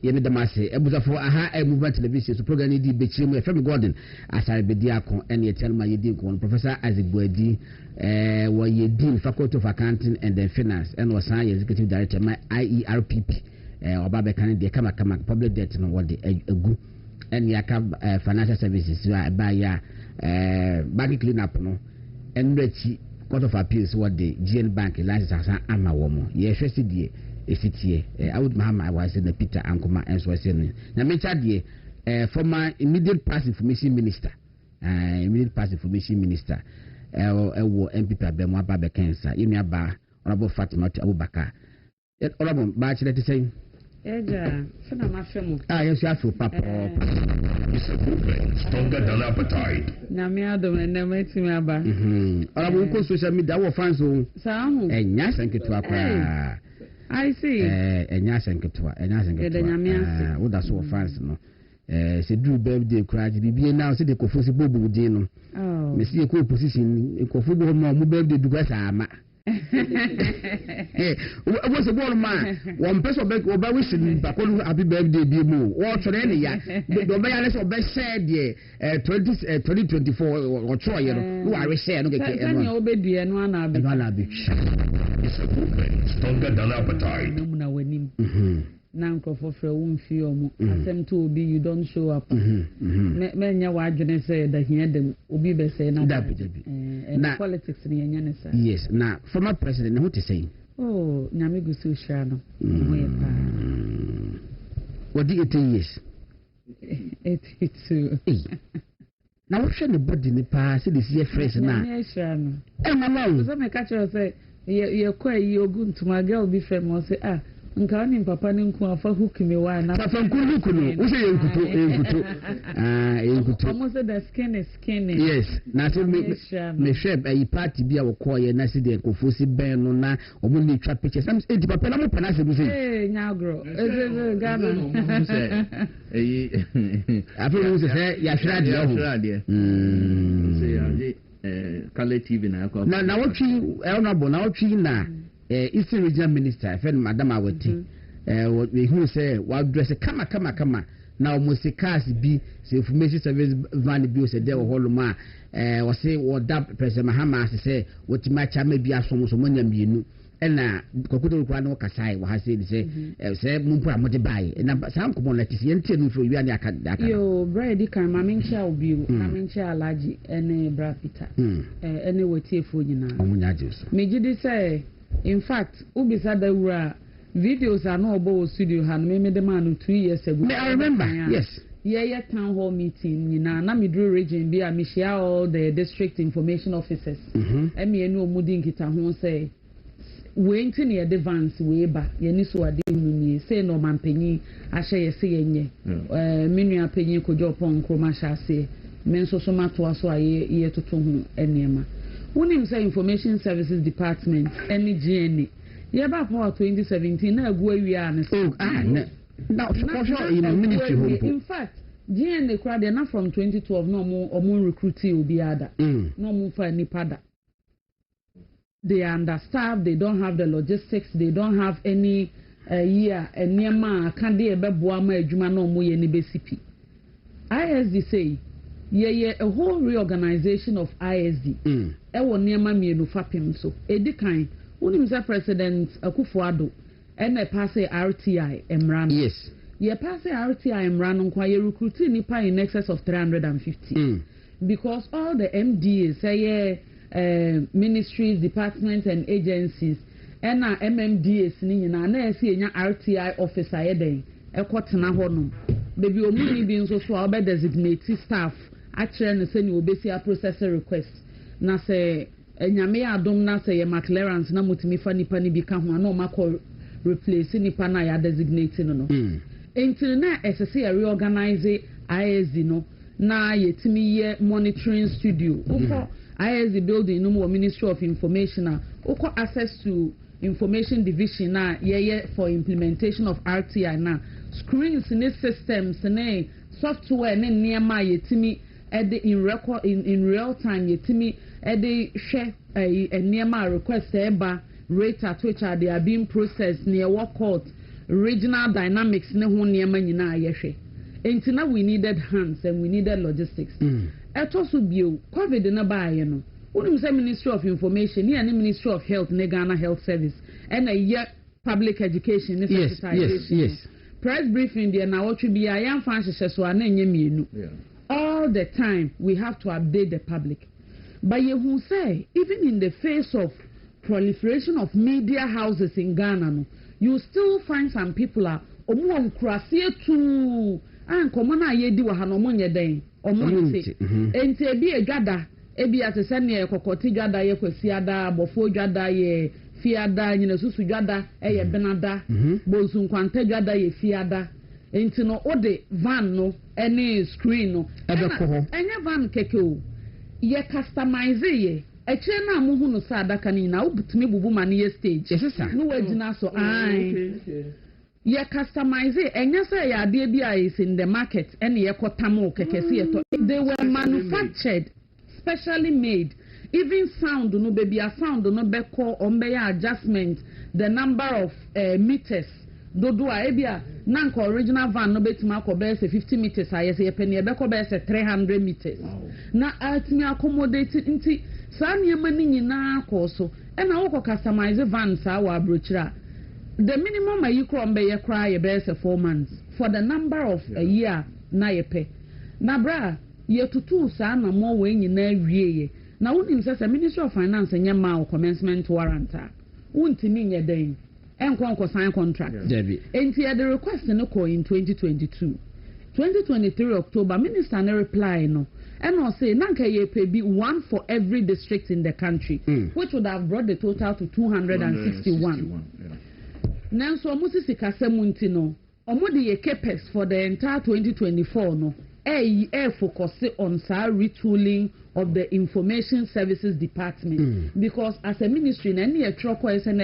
priority activity for 2024 it was a 2024 budget and they prepare it late 2023 anti no no enti no 2024 moon 26 May and a commencement warrant in a buy there were barely 6 months to an election ba ye ntina ho no markepex na enye dey emma ne nsanko enti bibia ye mrika so say ye inspection ye experts from STC ye de nkrofo kohweba etu anamo mo ko test ni bibia enti no na ye tentatively ye hwe animu say nka first week in October na nka vans na bedru akra ha enti tam ebra na me ye town hall meeting ni nyina na me dey border rule na oka se ebeba about vans no say ebao o hwe me phone so as a shipping track ya maye dey to even shock you enti pictures will be bia ye ne ye twa in real time pictures ni bi o hwa ye temaport ni ye twa ye bi o hwa ye twa o China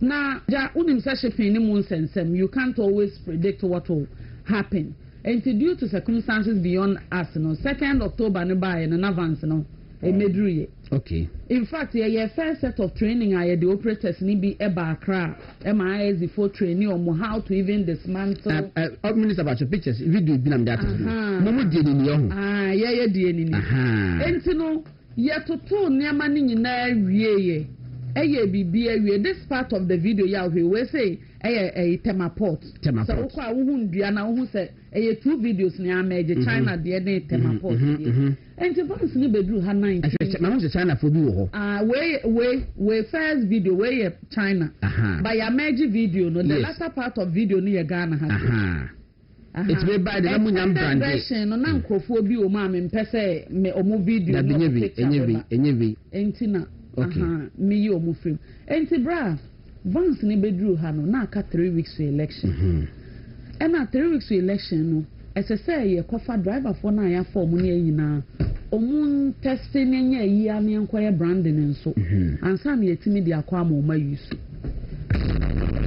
a painting it green no ya ma me ni gina akire no unse ya painting it no yes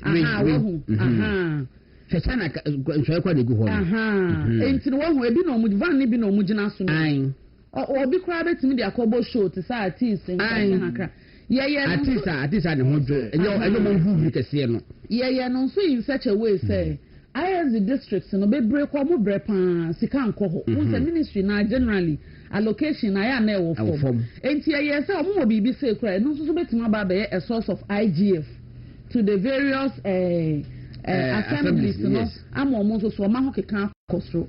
Now as part of the retooling na nya vance nkwa na e free China buy you computers every district office computers ne akande ene niam e betima ma adwuma no ayeden SCP Nte Ghana colors no eye na rebranding no ma painting no enti we dey eja say go mo ye also painting say kuma say as quite interchange no okay me that but we tell you free so yeah enti say governance is a continuum aban ye nto aso ye to aba na obi free ho ane obeba na obeto ane ma ye no so ananye sa enti me dey o ma commission o mu use enye boni na ye ade anka efe ye de na ye no wanwa say wutie maami ya no asema o say President Mahama ni so ade hunu ene wakwa advance abase ye mfa mmoa region dishonesty enti ho no ma na me tietie mu aezi wa na che say omo nya aban ne nya na dwen say obe commission the whole fleet no na ye bebre ni aka say na we nso free hin na makoka say President Akufo-Addo aban no ene de be support rural public education and sensitization post covid ene wakofa aba enti na egu baabi na omo twe no tot but so wetin be your free so yeah me nwanwa because makofa abobo ya abra Ministry of Health atimi akofa mampanyi de na kotena abobo ya musemo commission van we ba betimi ato abobo ya na omo de ba ya no bebre ebe bru 50 abobo ya but what I say enti no wo na de ba ya de aka commission ya ye cha me say commission ya kofa ambulances in excess of 307 by the Kogu Park so you have a drip by 2,240 equipment yeah the Kogu Park so most so minim say munya mo be commission bus you kra mo de buy ya na mo pien kra mo commission na pad and kra pad commission so what stops you from continuing near obiaye aban no so betima ya magana for edi hu so because on person omo ye katasumwe mu aso na ochina bi obi aba be ka say o Mahama legacy ena me ade amema ye ho adwuma ye President Akufo-Addo aban ni so ade hu no de PR no kan hu say enkam emfa say 2024 no ye de pim ye no man tie because of election pressure na ye be san aka bio me mo bi gaslight me say mo ka da bi ye say siso ye be hye kena ama mahu say you there is no sector he did not touch. And I'm make a chunk for say, ISD ho from 2007 President Kufuor time, our motor advance 10 Edema ISD. Dambochi time, no? Honorable Dambochi time. When him say under 8 years of NDC, and our President President Mahama by Oma even a Ukra back a single van so sensitization. Into where ba mo pe mu anu nyam den. Akwa ede Arabian akobomu ekotwa even all kakra no ka say oh in fact where your projects are a precede yaban na kafefefe ya ba na ye behwa ma implementation motin dia ye enka asem bia ni ho da bi nso mo modi ento ma ne akamu no nkomo no yes say we will not allow the NDC and President Mahama Abane may any selective storytelling. Yes. Omo kan ye bekam bia na yedi munche mu beba na Ghana phones so hu say you they say o bechi o wunchi o ye nkan ya no ntum asem ye beka na ye beka medasi former information minister honorable Fatima Abubakar and worker Pakos Peter Pakos the message bi ba ba ni edi nko gine nko no was say the AG did not file any defense for the appeal by Jane Civils and News. Can you imagine? Sana Pakosi Ekan. Was it no, but because he's conflicted. When he said that Sisia GN Bank, Sisia na obi send me sa a high court judgment of GN savings and age no. Na unim okaya kwase a unso almost lawyers. Lawyers for Indum. Group Indum. Dr. Justin Srimsai for the applicant. High Court DM. Yes. What the hell? And Onoa Oye Indum lawyer who leading Indum the High Court no. I will lose you no. And then on the Deputy Attorney General. So what do you expect? Okay. What do you mean file defense? David. I'm saying your umpire na yen train. The judges no on Peace Court or more in revoking a BOG directive? I'm trying to get a Supreme Court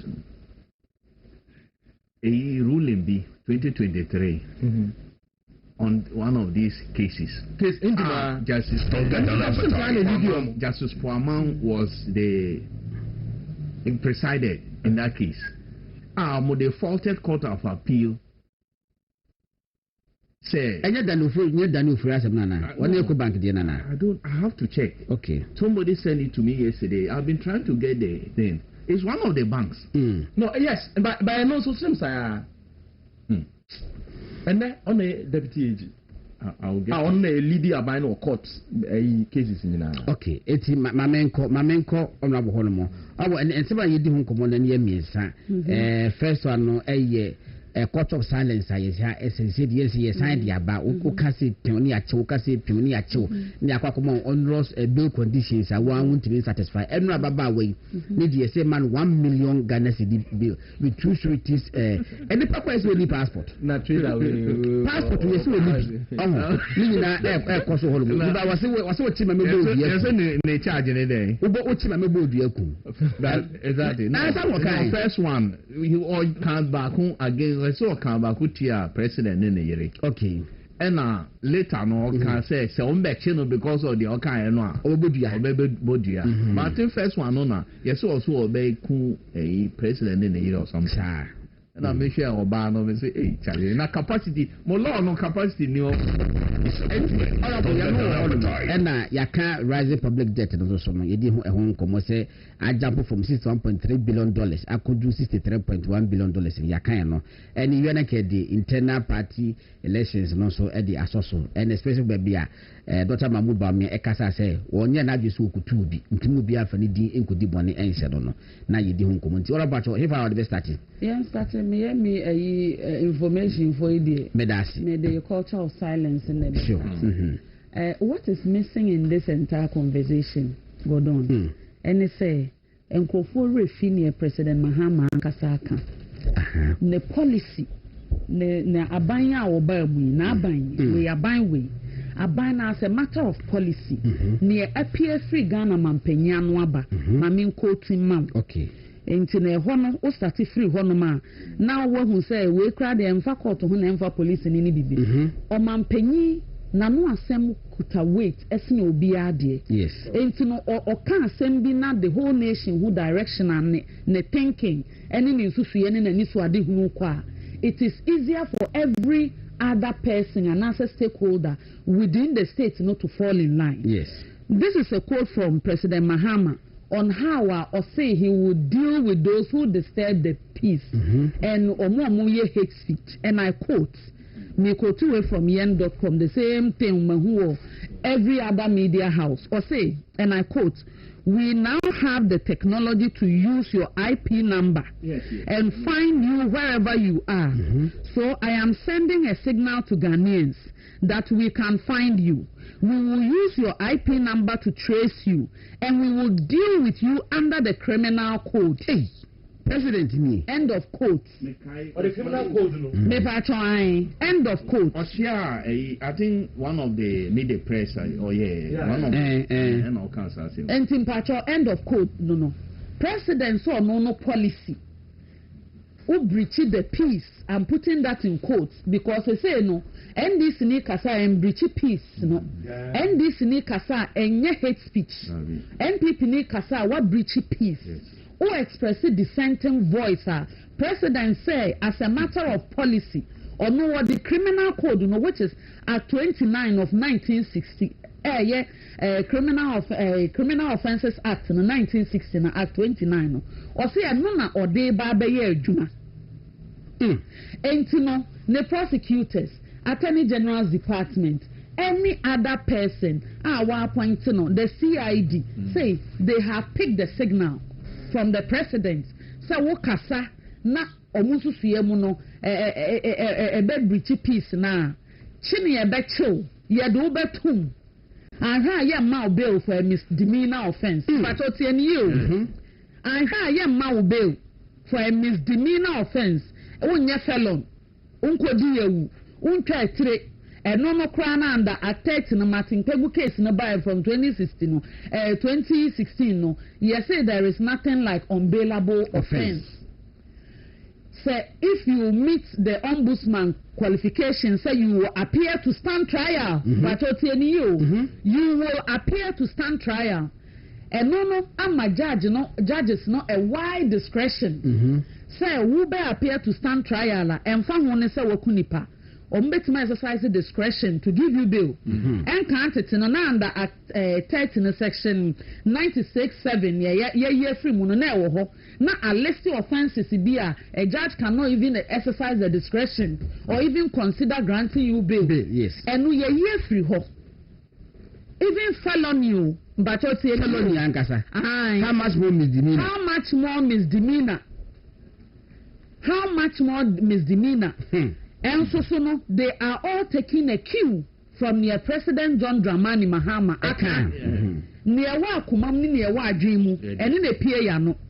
Into a no, or say net defamation some old TNE, and net defamation some ye be prosecuted under the Criminal Offences Act 1960 at 29.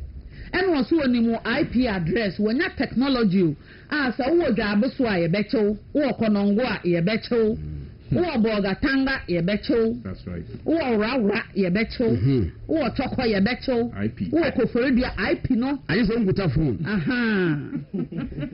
enti as a matter of policy no wo be so live wo be ye TikTok na yi a omampanyi say omunsusu yemu ne say wo kasa brichi peace ye becho. Let us establish that we ye no free honoma.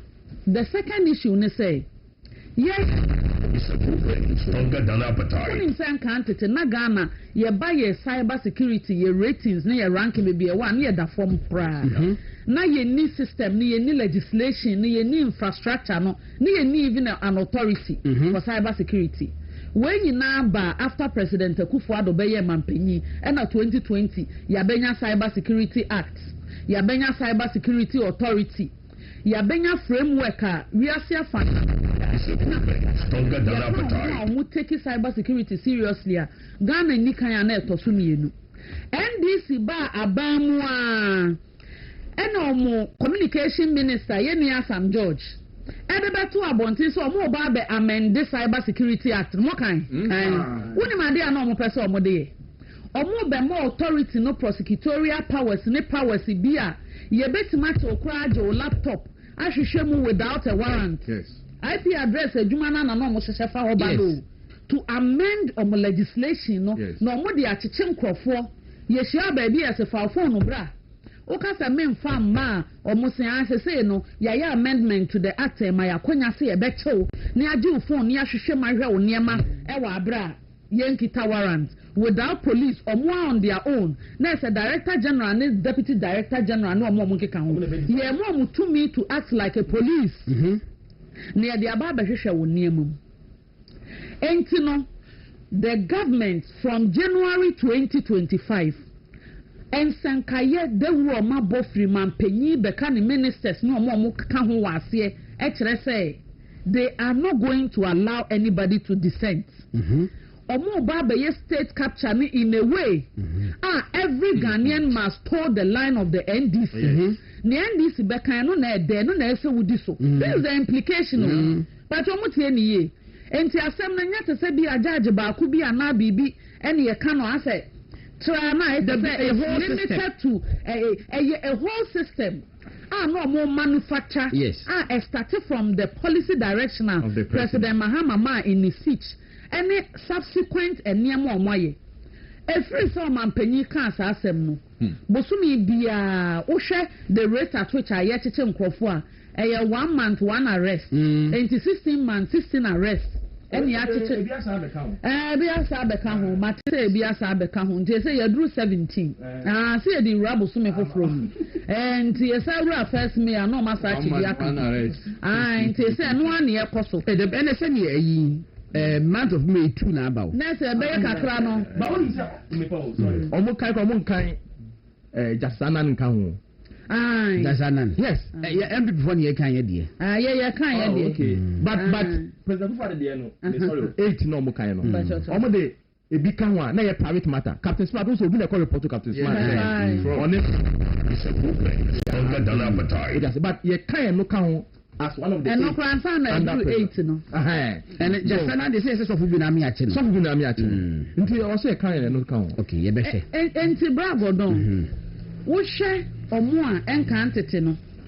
No omo na omo calculate and measure culture of silence. The penetration level. Na say ya so omo nyina akogo government WhatsApp platform no so no. Omo di pete. Another strategy ne so omo so ne kakra ye omo de. So we observe table manners. Because one observe table manners and na you free WhatsApp group no. Into the intensity make kind very well.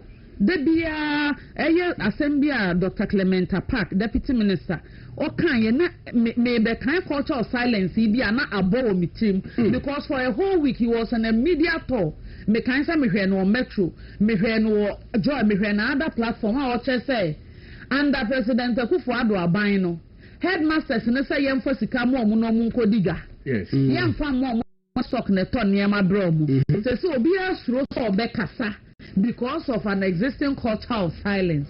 Na NDC bar to send your President Mahama Kaino, ye do be a sick beshen in some, then train our pa no apoto, Alaba yen and Chinamama school for no, or join our pa, confirm our pa. Then why is such a peche, or be a bedi peche, and the NDC are buying, they send microphone to me kasa.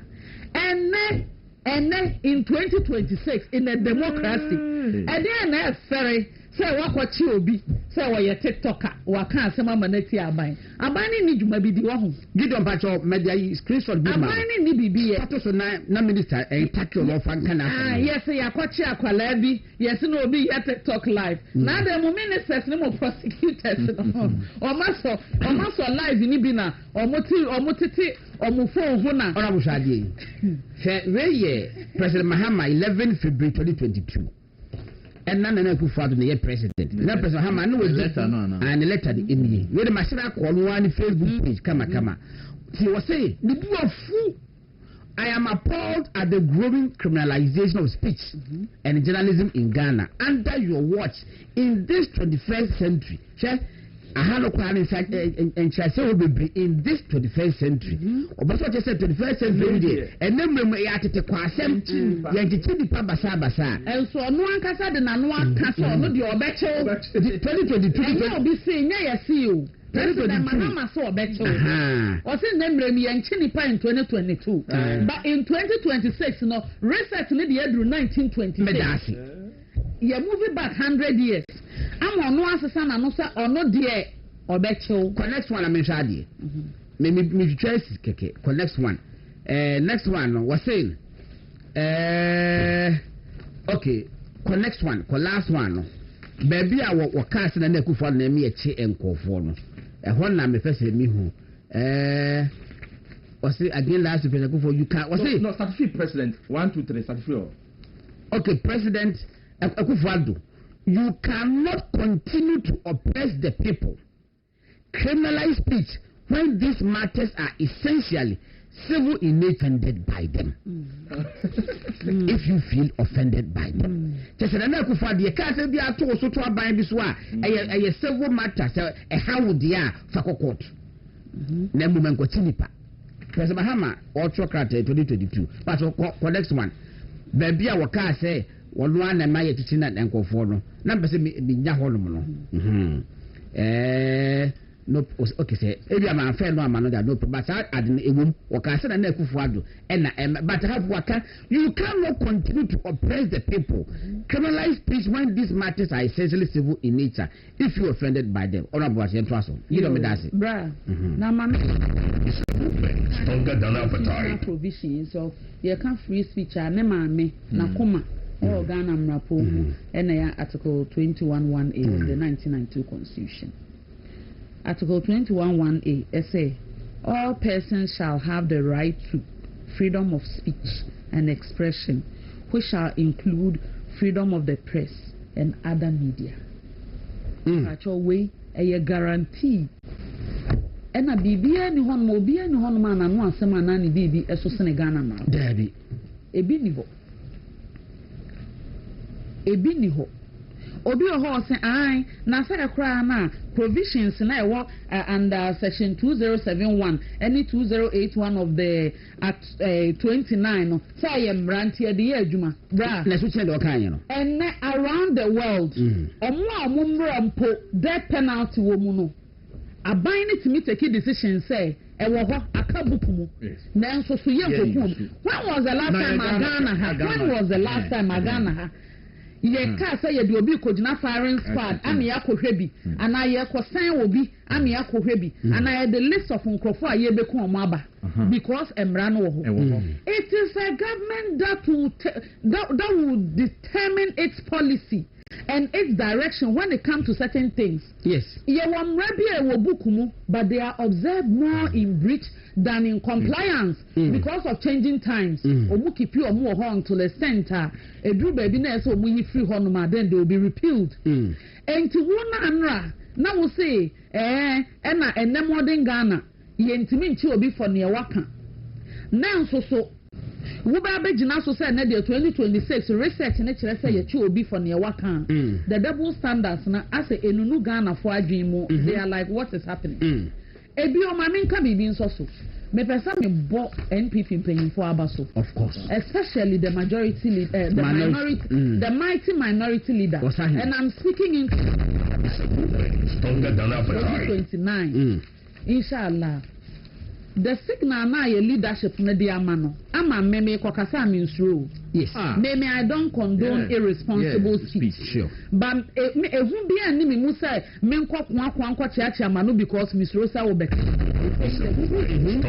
because defamation mu kwa and the kind of common law truth a defense yes asema make sure say me wo ho dance e wo no correct say me ka ana me share me opinion na okasa wo be me a fine.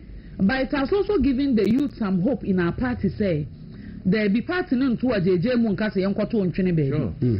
Na yeah as NPP no yeah atenie kasanti empanyufo ye mu omo ne ade na enka ye character traits ho. Rollins kura confirm it sir. Enya NPP force enya ye ban ye time bia no ye kwa IMF ni ye chirechire mu ye the policy ba ni ye chirechire mu ye che ya adwin because e ka mma menka bia mamu. But what did we experience from 2017 to 2024? Bra, NDC and President Mahama, omo bon krofo pass o mundi krofo atem wokroma. Mekasi so dua so omo bon krofo pa because omo mudi attempts ni wiase ni pa nyina omo bagan ha e mo police escort. Yes, ebisa be ministers. Thank you. Ebia be yes, they've been rewarded. The people who were rewarded the most from the President Mahama NDC administration are those who had the most acerbic no mutimi ye nipa di atemu kunana do maye kuba o me amaye kuwe maye sebi remand kro man ko bi da charge kro akwa adu kro ya mo omo bi omo ne mo omo award to reward them for attending omudi ye no enti me say yenkola ne bi nso so gu akira na omo hwe ade no social media and na be fonten time nti obetima tete oba na emo oba no nso so be sua ade ni bi e wa be fonten time no so asoso. Of course the youth want us to come back to power. They have seen how NDC for annual reward omo enti they are beginning to speak up. We can only guide them. Say there be aya mun kan say but untimi nka obi anu ntum say o mane nkoka bi obi aso na camera otini kiosk mo o hye ne dem mo ogina ne mfikyire ogina na fuo mo ne ewahu no obeden obeka because in presladia o ya ni na no enya no na ebe mo obi aka na no atum in the name of reset because yam pene emma mo fa dictatorship traits bi ana tendencies bi ma enti brand ya meka no mami musa we kitu bi wo mo a sabe omu ji se do mo fisu sa politics mu no ba mo so le doso ya omo na going forward no omo na beka MPP asema ma ye defend ya ama publicity no efuto be na de ma wo mo in the face of sani ma we nyina se bol ma bo na abo mu hu efuto be na de ma wo mo na meka tro mo ne say sabe ye omo hwe ye omo tie ye metena studio nkasa keke and I am Kasa Bonte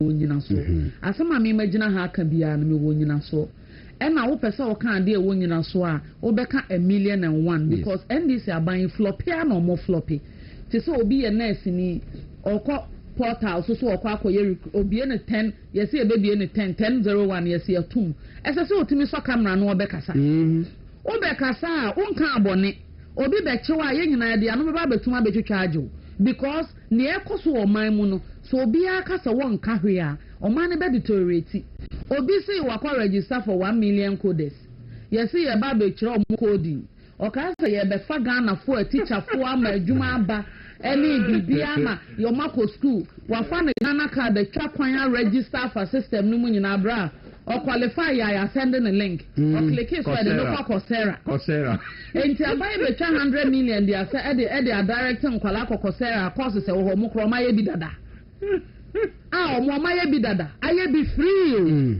enti wo hu a ese so obeka so obi e wo school bi mu na school feeding no nko yie ese so obeka yes o enko kwanketenkete policy say abane pa che say wa ye wia no no wo be hu ana MC ana DC wa so baba ko na akoko ba bia ne to so na omo ye presentation amon ketekete ese so hu a oka obi so no watena ka mu efri sampa bedru do boy ma no kokko ma ba ko 5 enso so afaka 60 Ghana kokko ma ba ko 5 no so ndru 50 Ghana ese so wa boka say tam akwese ba ko 4 cedis and Wabaka Abuakwa South. Oh my goodness. Abuakwa South.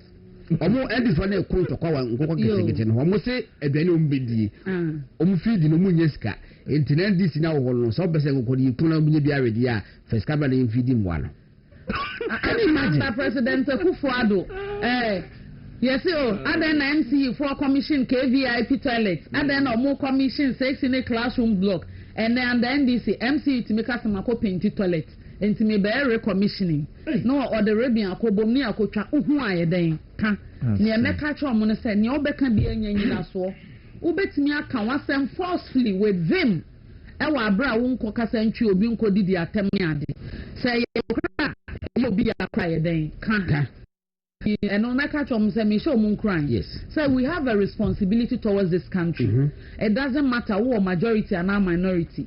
As a send you who now do one dance, baby coachwaka, and so that the government will be on its toes. Thank you, Adanka, Omudi Gogo, Yam for so no mujrika, a good BOG. And Yamina make a risker, a year IMF for Nankasa.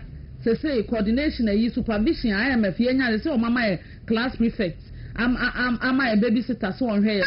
Risk no more dear banning now. HSA even BOG balance sheet.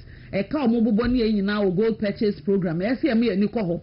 Men casa men coca because Miss Rose will be Baba Chimney. Say something. If you see something, say something. How do you uncle? 5 minutes maximum. Okay, no problem.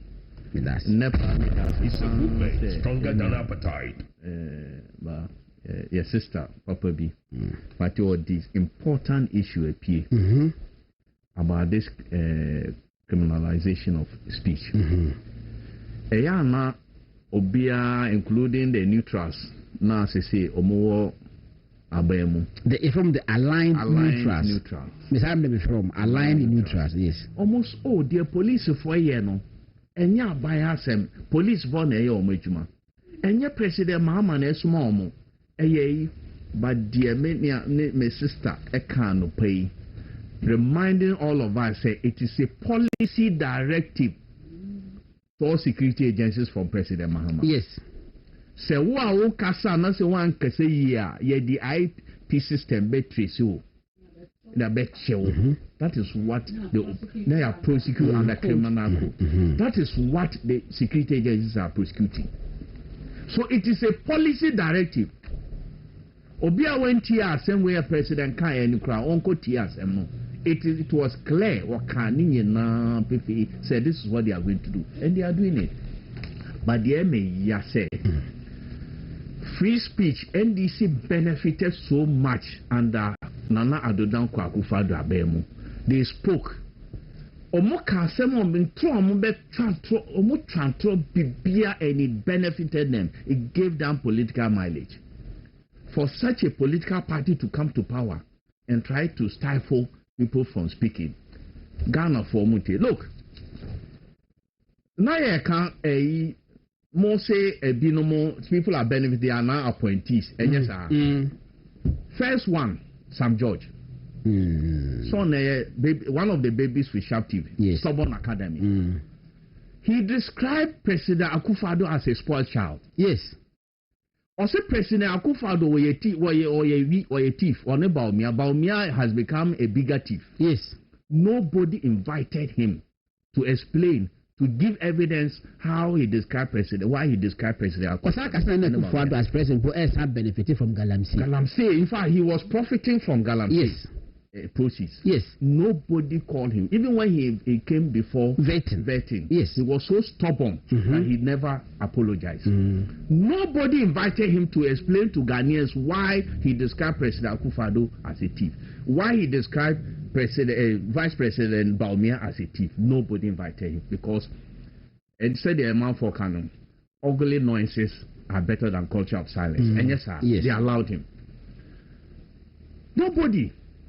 And that President Akufo, Mexico President, how do you call it? John Mahama. He benefited from, he was in opposition. He was the opposition leader.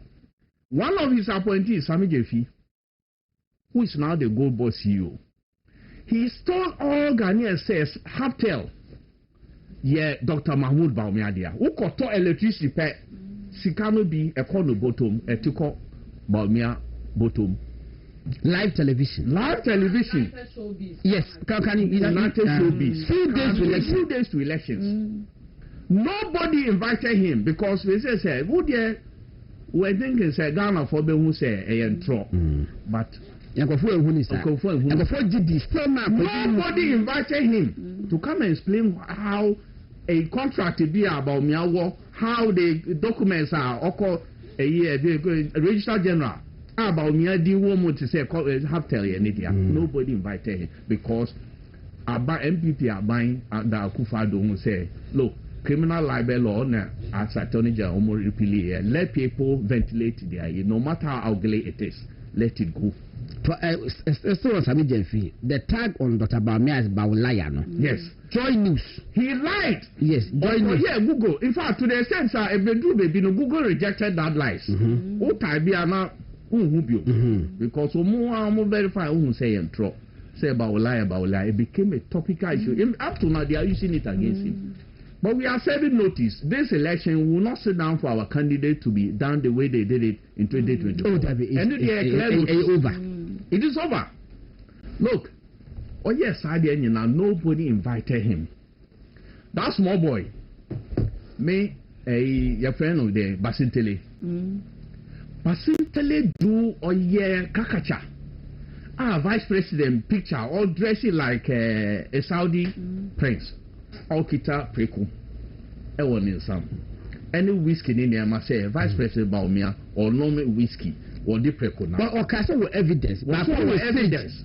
No stage, but and everybody know be a kamoni biano.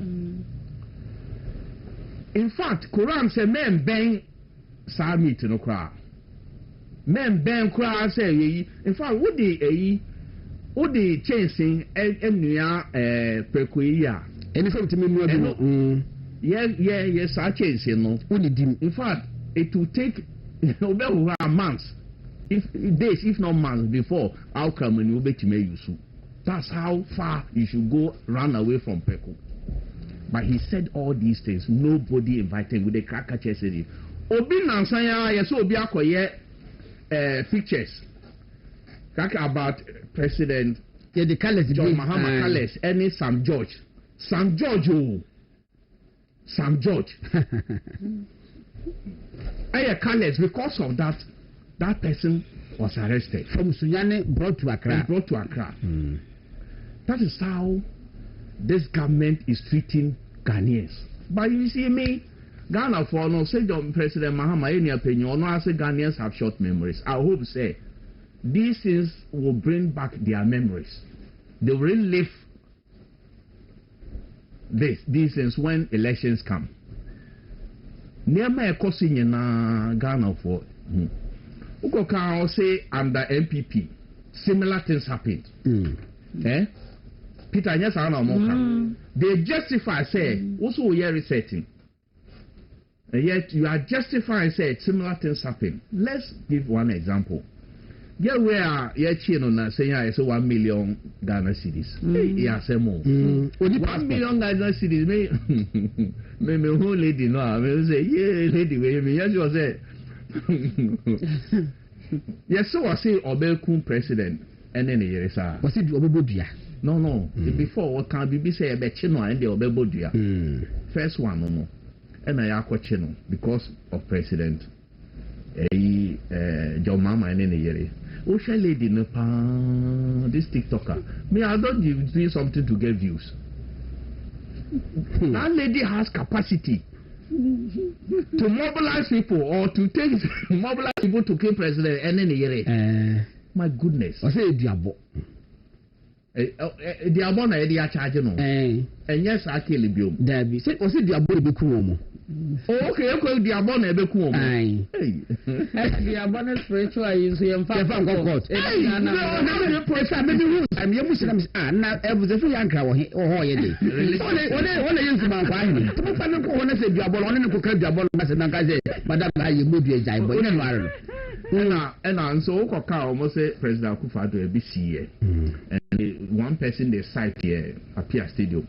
So no so Oka BBT President Akufo-Addo and Edene free Kumasi Eba Accra ha. Okay, so appear allegations there President Akufo-Addo Shiwi. Shiwi and the police walk or chain so on be justify. On be give evidence and then back when he was taken to court, President Akufo-Addo instructed Mustafa Hamid to write to say he was interested in the matter. That was the end of it. Mustafa Hamid wrote to say he was not interested in the matter. But yes, I President Muhammad intolerant. The first the first coming. No, yet, yes, 6th March. And the branch be already in Sawo Jowulu. Prof Q meeting. The Prof Q base. I already in Sawo Jowulu. And what I saw a book crowd. And also President Mahama, extra want to mean Kelly or Betty Ashley. And one no. Send it for the report. No, Makwano. I will to my date to hey, never me way. So look like say you look at Chemo as you do. Only the Okai. Only the Okai. You're charging. So was it President Muhammad to me in Kaya didn't go back Yashi. Well, you're very, very intolerant, but Wakasana innocent looking face. So and one say so that's the difference. Because President Akufo-Addo because on a lead a policy criminal law. To say if there's a matter between you and Obia, it is a civil matter. If you feel defamed that would the back court for defamation, it is there for everybody to use individual. But Obia say individuals probably are better than state probably issues. Ne charging NEPA criminal offences. As somewhere goes way say me Yoko. Police, I mean, I'll be at you. No, Mama will have to. Right. I won't say, yeah, sister. I don't say, I say, yeah, chino. Sophia Coco. PDS. Or the lawyer named Banson. Bobby Banson, yes. Omar Coco filed he says, war a Supreme Court. Challenging the authority of these security agencies to grant to give bail conditions to hefty amounts. I know. Yes. Almost say the Omar constitutional provisions say they have no authority to do what they are doing. Only right to do what they are doing. So the case is currently before Supreme Court. Okay. Yeah, that's Mami were a man lady were a man 1 billion 1 million. Say police. I mean that. Is it court or police? Court. Almost say it only they are different. Court. Almost say it is only court. The challenge is release no second. It is only court that will set the conditions and not security agency like and the constitutional court action. Because my memory is yes. Over Article 19(2)(c) of the 1992 Constitution on presumption of innocence. Yes. Until say you are convicted by a competent court of jurisdiction. And we say you used to say bail condition and now say imprisonment and say they punish you even before you've been declared guilty or otherwise. And as a hefty bail condition, you know, almost certainly it's not front to provision. Exactly. And I me bail me to send on my aroni. Who means demean I will say I am not continue definitely on determined. Na case no take and you didn't say as I say almost who clearly say obi betima kasa machi obi ye ndi nasem ye mfa no court mu afo animu ma say ye no ma me fa me de mai em ye cross examine ye hu ni ebi wo ba me pesa wo dem akoti say ye kasa wo ye innocent class atan no ma punish na wi nti eni kwan say bibi say so na ayi de no as of the say a declaration that constitutional 48-hour rule, Article 14(3) is absolute and cannot be conditioned on the suspect meeting police-imposed bail. One, they said that the police setting bail conditions for suspect, persons of interest, or even witnesses is unconstitutional. That Section 15(2) of the Criminal and Other Offences Act, Procedure Act 1960 Act 30 is inconsistent with the Constitution. It's a bootleg. For the mandatory use of video recording. Yes, they say they are calling the Supreme Court so that you may use video recording. No, when they are interrogating the person, do investigate to reduce prolonged custody. Oh, okay. So you know, you should say more record. Even this video recording, because I'm not say Uchi yes. Obi within 48 hours. Charging. One charging na jano uncle. But they are keeping the violating. What charging a dear? Sebi a would not court. No what charging a bono kwedu. Ne lawyer ebe timi ejina hwa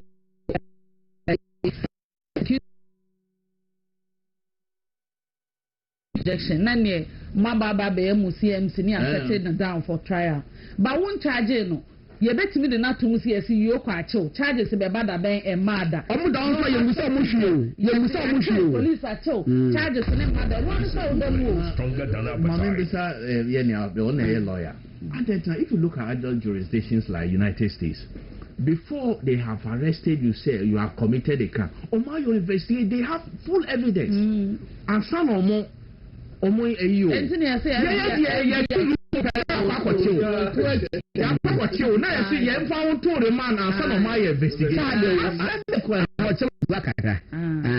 okay, you know about a Kralasibi was all about Mwakaba, and what happened. You don't know, but was say from what I would do is saying about free speech, it was mainly because an adult attitude towards such frivolous comments. He thought chasing them was unnecessary. Yes. And also because of his background and how he was brought up. That's why. But as for the NDC for the Buga and Kwan and Omutinera, the Mamo lawyer, Nanaji Bafu was he said, when they just to a stellar performance, I will court almost. Lady no. And lawyer no.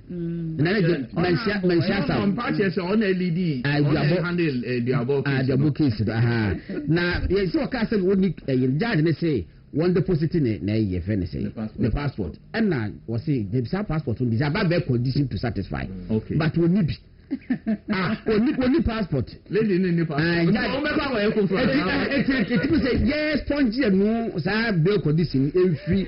You know, judge they say. The young quiet you are man, no deposit. Judge they say.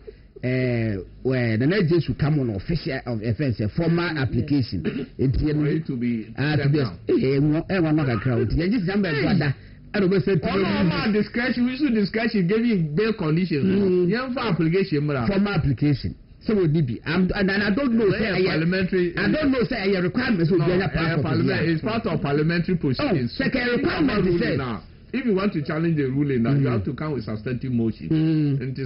But when you challenge, no one drawn attention. Said, I did ask for the baby. Anyway, so you to just leave it out. 2 seconds. When you new passport the manual, and now on deposit here. Oh, and the 24-hour economy. But the way to manage now.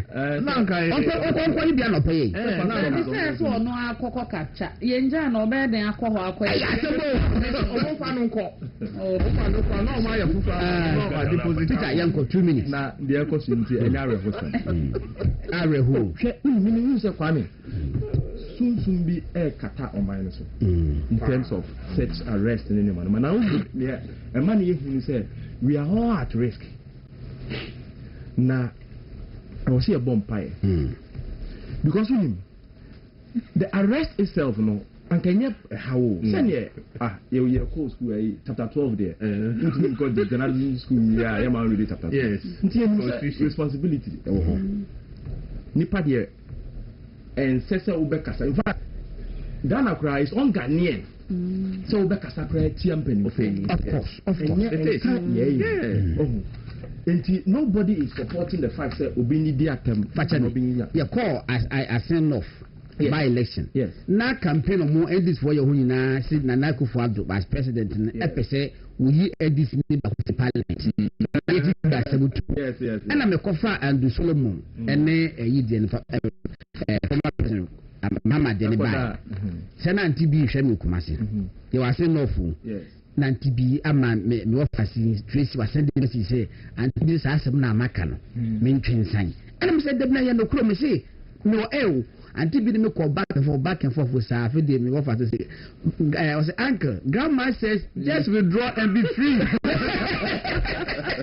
because anti bi na ninyi ho say make me why no kre me we was say dey do a penny move it say that is the level I got for it yes if you buy but share Monse Media Foundation say they are into media freedoms money ade my list be say under MPP 8 years omo che nipa enwotwe now something akadara e cry private matters yes but under NDC 16 they say and counting 2 years for omunyan na me mari ya we ho am fi say Osumsum Bonibi be something is happening and they said some of the arrest the issues you see the arrest the approach and Naswa was the Kotian Ayahuna Udimiju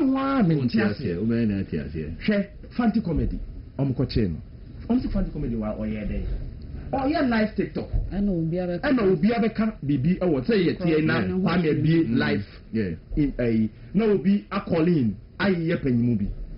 Then Kwame say, oh, I withdraw. Funny comedy even deleted the comments. Yes, and apologized after the program. He apologized again, and yet funny comedy on Kochini shame.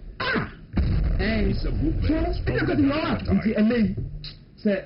Do I have a program? But that one to Mammy no chain or I say mistaken a day. Yeah, Mammy de AY Jollof. And I'm rare on the Ghana Jollof. And I'm Kochakusa Jollof. That one I was Jollof from AY. Yaira. Yes. And Jollof and I think I Ghana be and it's such a person Marco Chino. Nobody never shim Amadiachi. So Obro 48. When in the end, no, we never raho. Also, no Niska or Betma take it on mine on, and our political one on. The Mobile Budia. Oh, dear, you are arresting no wrongly, no? Yes, and my own that's the only option she has. The our some women say, until you're done and none baby, mistaken that they will look at Kabi and that's all seno, and I say, when you being say, you have a chill. The shame, dear, yes, so they say, and a deliberate. Yaira no sabi, or Yai Benin. Yes. One country to say the country, yes. One country to say the Pakwalo motion at Ghana Jollof country, yes. So was minimum. Mumbo tape, move a video the man, yes. Mumbo to the same. Oh, police video it's run. Oh, yes. Say Yaba, me interview, what's in Yamia? More than the castle, what that accent when we say one country, so still they kept her in police custody. Abano Yari. Yes. This is what is happening now. It's Ghana for it is not about saying you see obi akase tie obi na ye ka yo. Yes, some of the arrest doesn't make sense. Yadanfo Adenta Kumi me te unka che. I'm say yes what post be. I say national organizer. Na be national youth organizer. Eh sa. E wo gina mu dende. No ya o me ntini nka. It's a Friday. Stronger than appetite. Yanko. Tab ni sa aka 5 minutes ni apo. Adenta Kumi. O be ni maybe o. Yeah, because me Adeta Kumi eto krata akoma Mahama say we will be the winners opi tama justice Tokunu cases ehwe mu ne ban no so ko judges bi wo ba bia omo ye meeting no suspect say aban no bi hia so be ehwe mu into a petition to the president other petition call president are tie na BNI you see and the mode of arrest omo call them anajo ko bu ne pono ne yire ana chale so what the petition see the board of arrest how Isando go na Bɛkyerɛ Isando the post okoye Dunso is back and indeed Dunso is back na hwe me say no a e wo taifa hwe na ehu Alaji you see I'm more concerned about the mode of arrest Echo farm on a land for Tibia or more dinkomo 24 hours no be any baby or kidnapping. I have history in this country. They say and the PN and the PN is a history of this kind of thing. Yes. 200 PN is also NDC. Oh, last time President Mama Kasa omo revolutionary then roots. 247 Ghanaians disappeared. No history. 247. And this for history. Yes. Now okochi obi anajo. Yemi bi owo. Say wachi no. Say wunchi no. Say wo se no. Na ade achi na. We're looking for him. Which of the security agencies na kofa no? What party penny for can you imagine when Article 14 it's all clear so uchi nipa na kan body wa ye kire no. Na many access to the lawyers. No wakochi nipa no only access to the lawyers so we did so on be order so we kwende so ko nipa obi bia anim it is clear that day san kese say Obama what no na some kwa dey mobo wo ye boni bay say police for even issued a statement say omo ye ehwehwemu based on that no makochi nkofo omo use weapons arms video no say Obama dey better say I worry because say police when show more concern especially baby chief conflict APA ono say sa anajo ko bu ne pono ko pictures of the room efa the matter blacks ne ma phones efa phones niki phones about 4 months as a 3 months as some de ma wom na sadi we under democratic governance by na ABC enye NDC pe NPN maybe na 5 minutes ma fan call na bo no Dr. Mahmoud Bawumia ekusia members of parliament say ye hu say complain na vie ni position ye say ye baba power 2029 ni aba be govern Ghana no saka say Emma will be in funny din ko ye boni o baby ko ka say me support ye ko 2 MP we we say ni see o bolo to fast what can I say your doctor ka say ye papa metie no na mani age because as a party na see etimi at this point in time na hu ade baako agenda bia ni honoma ehia obia like Dr. Mahmoud Bawumia and the NPP winning the presidential election in 2028 and winning majority in parliament. Yes. Yes. It is nyame ehiraw na wunya proximity bia ben papa na emfa na say no na wo de kwa kwacheche wo agenda du ko bi won chen e na ase asoma ye nsoma o robi of the grace ni nhira ne nipa ni mu adoma wanya ese no na wo de kwa campaign de akwacheche oni ema wo. If you have served the party well, you've worked for the party well, the party will bless you. So what I say, Tessa go down to way. Na juma waya as an editor or man to wound to me her any suma wasum party or election. Or here say or be friends say oh as me see doctor NSA member and say and san wako. na dwuma panti na yɛbɛkɔ akɔ support no it's as simple as that and you know you make sure say you make president I'm speaking into the future view Dr. Mahmoud Bawumia agenda no mere priority so wadam for now will be preposition be now we e be man krofo bu abefu o constituency bi na eyi a enka tintintinti o de papa ni din kwa akɔhyehyɛ ade wo fam wo say obi a no ɔyɛ popular candidate obetimi amia win seat no mo kwa akɔbɔ ne yemu na yakɔyɛ agenda the candidate bi abɛhwɛ amana bɛsɛ ni sɛ ne misi kan ye no ne nyame pɛsɛ ɔkasa kyerɛ asafo no ɛno ana yɛate no ɛno ano nti mɛsrɛ obi a we should focus on the bigger picture in 2028 nneɛma pɛrɛpɛrɛ yɛ ɛnyɛ sɛ wei ansapɔto yɛ bɛyi na firi mi ɛbɛbɔ wei yɛm daabi yɛhia na wohwɛ His Excellency Dr. Mahmoud Bawumia ne pepa ne de wo si ne nneɛma koraa na ɛnyɛ obi afempo sɛ yɛto aba wie wɔtumi aka party na bom in the face of all the things are not happening hwɛ the way a wɔsi atoto ne nneɛma yie kama nti yɛn nyinaa we should follow his footsteps na yɛ make sure say obiara kɔ election based on their own strength any based on adwuma nipa ne betima yɛ ne nasɛm obetima aka ɛne ne human relations ɛne yɛde kɔ akɔto aba ne unity freedom obetima boaboa party fo ano party fo hwehwɛ ne nsuo mu awie mu obɛba ɛno na hia yɛ ɛmo obiara nkɔyɛ sɛ ɛna doctor say na obi say ɛna me free doctor office na me free say yɛ hia wɔ hɔ kora ɔnka hwe ɔno ankasa bɛkasa wɔnka hwe sorry o ka goda asɛm na yɛadamfo baako yɛ a mede din ɔde boakye bado na akyi mede edin ne bɛma mo kwame o say I support our brother God Asare-Bediako for the communications director position. My issue is Akwanu Nisiko.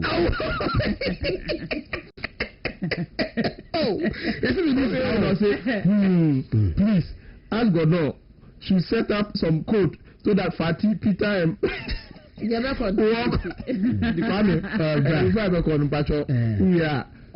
Copper code na audu minister wa yangi minister there na audu fare de emra audu ska no de koya alaji no ofamba na say chumo ya na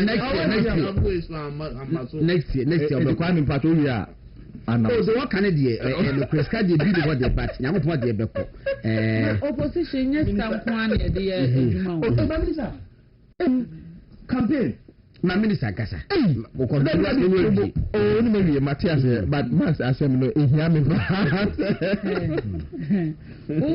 obi a wa ba kwa na to pedro akọ asante akọ no radio mansion na enye akọ me pom sa me aka ba ita ba no worry o ko no fa me for so twa ticket ma wa me dasi na me sa na audu be dey o promise no me want to make us one fa me ka me boni mi audu so o be dey and you now tell her say o promise say o be my atwa eyi ticket akọ hajj no that's all wa any preparation can okay Pierre Olasibi was Peter don't worry I remember listening to Honorable Fatih saying that she will mobilize resources for Gordon ask me this very true no worries let me say point to cry here the ba kwa me try to get am mati 1 minute yes kai o de party the Dr. Bamia kan oh say last 2 weeks ago yeah boka 2 weeks ago I can say ma obi a ye target obi say one support DMB one support DBNT efficiency be a MP no popular in the constituency and yet you know because one support DMB doing presidential primary say me can say say na utaka but also kaka won say delegates no yes so bi ba no say doctor say meet me minister na be ejuma na minister if doctor be ka say me pa no we say no yes and so obi be doctor na so support to obi audu na say ya no doctor na so man be ya and no it's very clear until the woman and say no say be nyan kabom so that ebi wo ha like Gordon so taka obi wo ha ono ya unpopular e wo constituency bi wo be ka say because one support DMB e wo presidential party na e pese e yi ni feel ho abo na my settings no but God me say they are aspirants Libya they are looking up to future yes and to also sponsor people to become MPs to become will support them. And DMB, of course, DMB so leaders. Also, behind the the party now they say, look, there should be a strategy of the party. From where? Say, party. That party we are party monko kasa it should be because how to select it. Former information minister Honorable Fatima Abubakar, fantastic lady by all standards. Wababe kaya ho. Audu Mahama no ultimate ka we plan of kind of Audu Mahama as so we managing editor. Oh Mr. Mom, managing editor. And as you say FPB communicators one more form margin cause say President Mama Nema directive. Somebody you see IP today. Something point about nobody said government has no hand in what is happening. Government has a hand because president gave the directive. Okay, me that's it. Gideon so and umemi video from my mama or ase ho no masa ebika ho Billy Munyina eka ho Kristo Kweku enano penso ye that's why me tired from God na Asare-Bediako ta koma wasem nyame adoma Monday ye be shaba nyame adoma e channel pass so dey stand out with that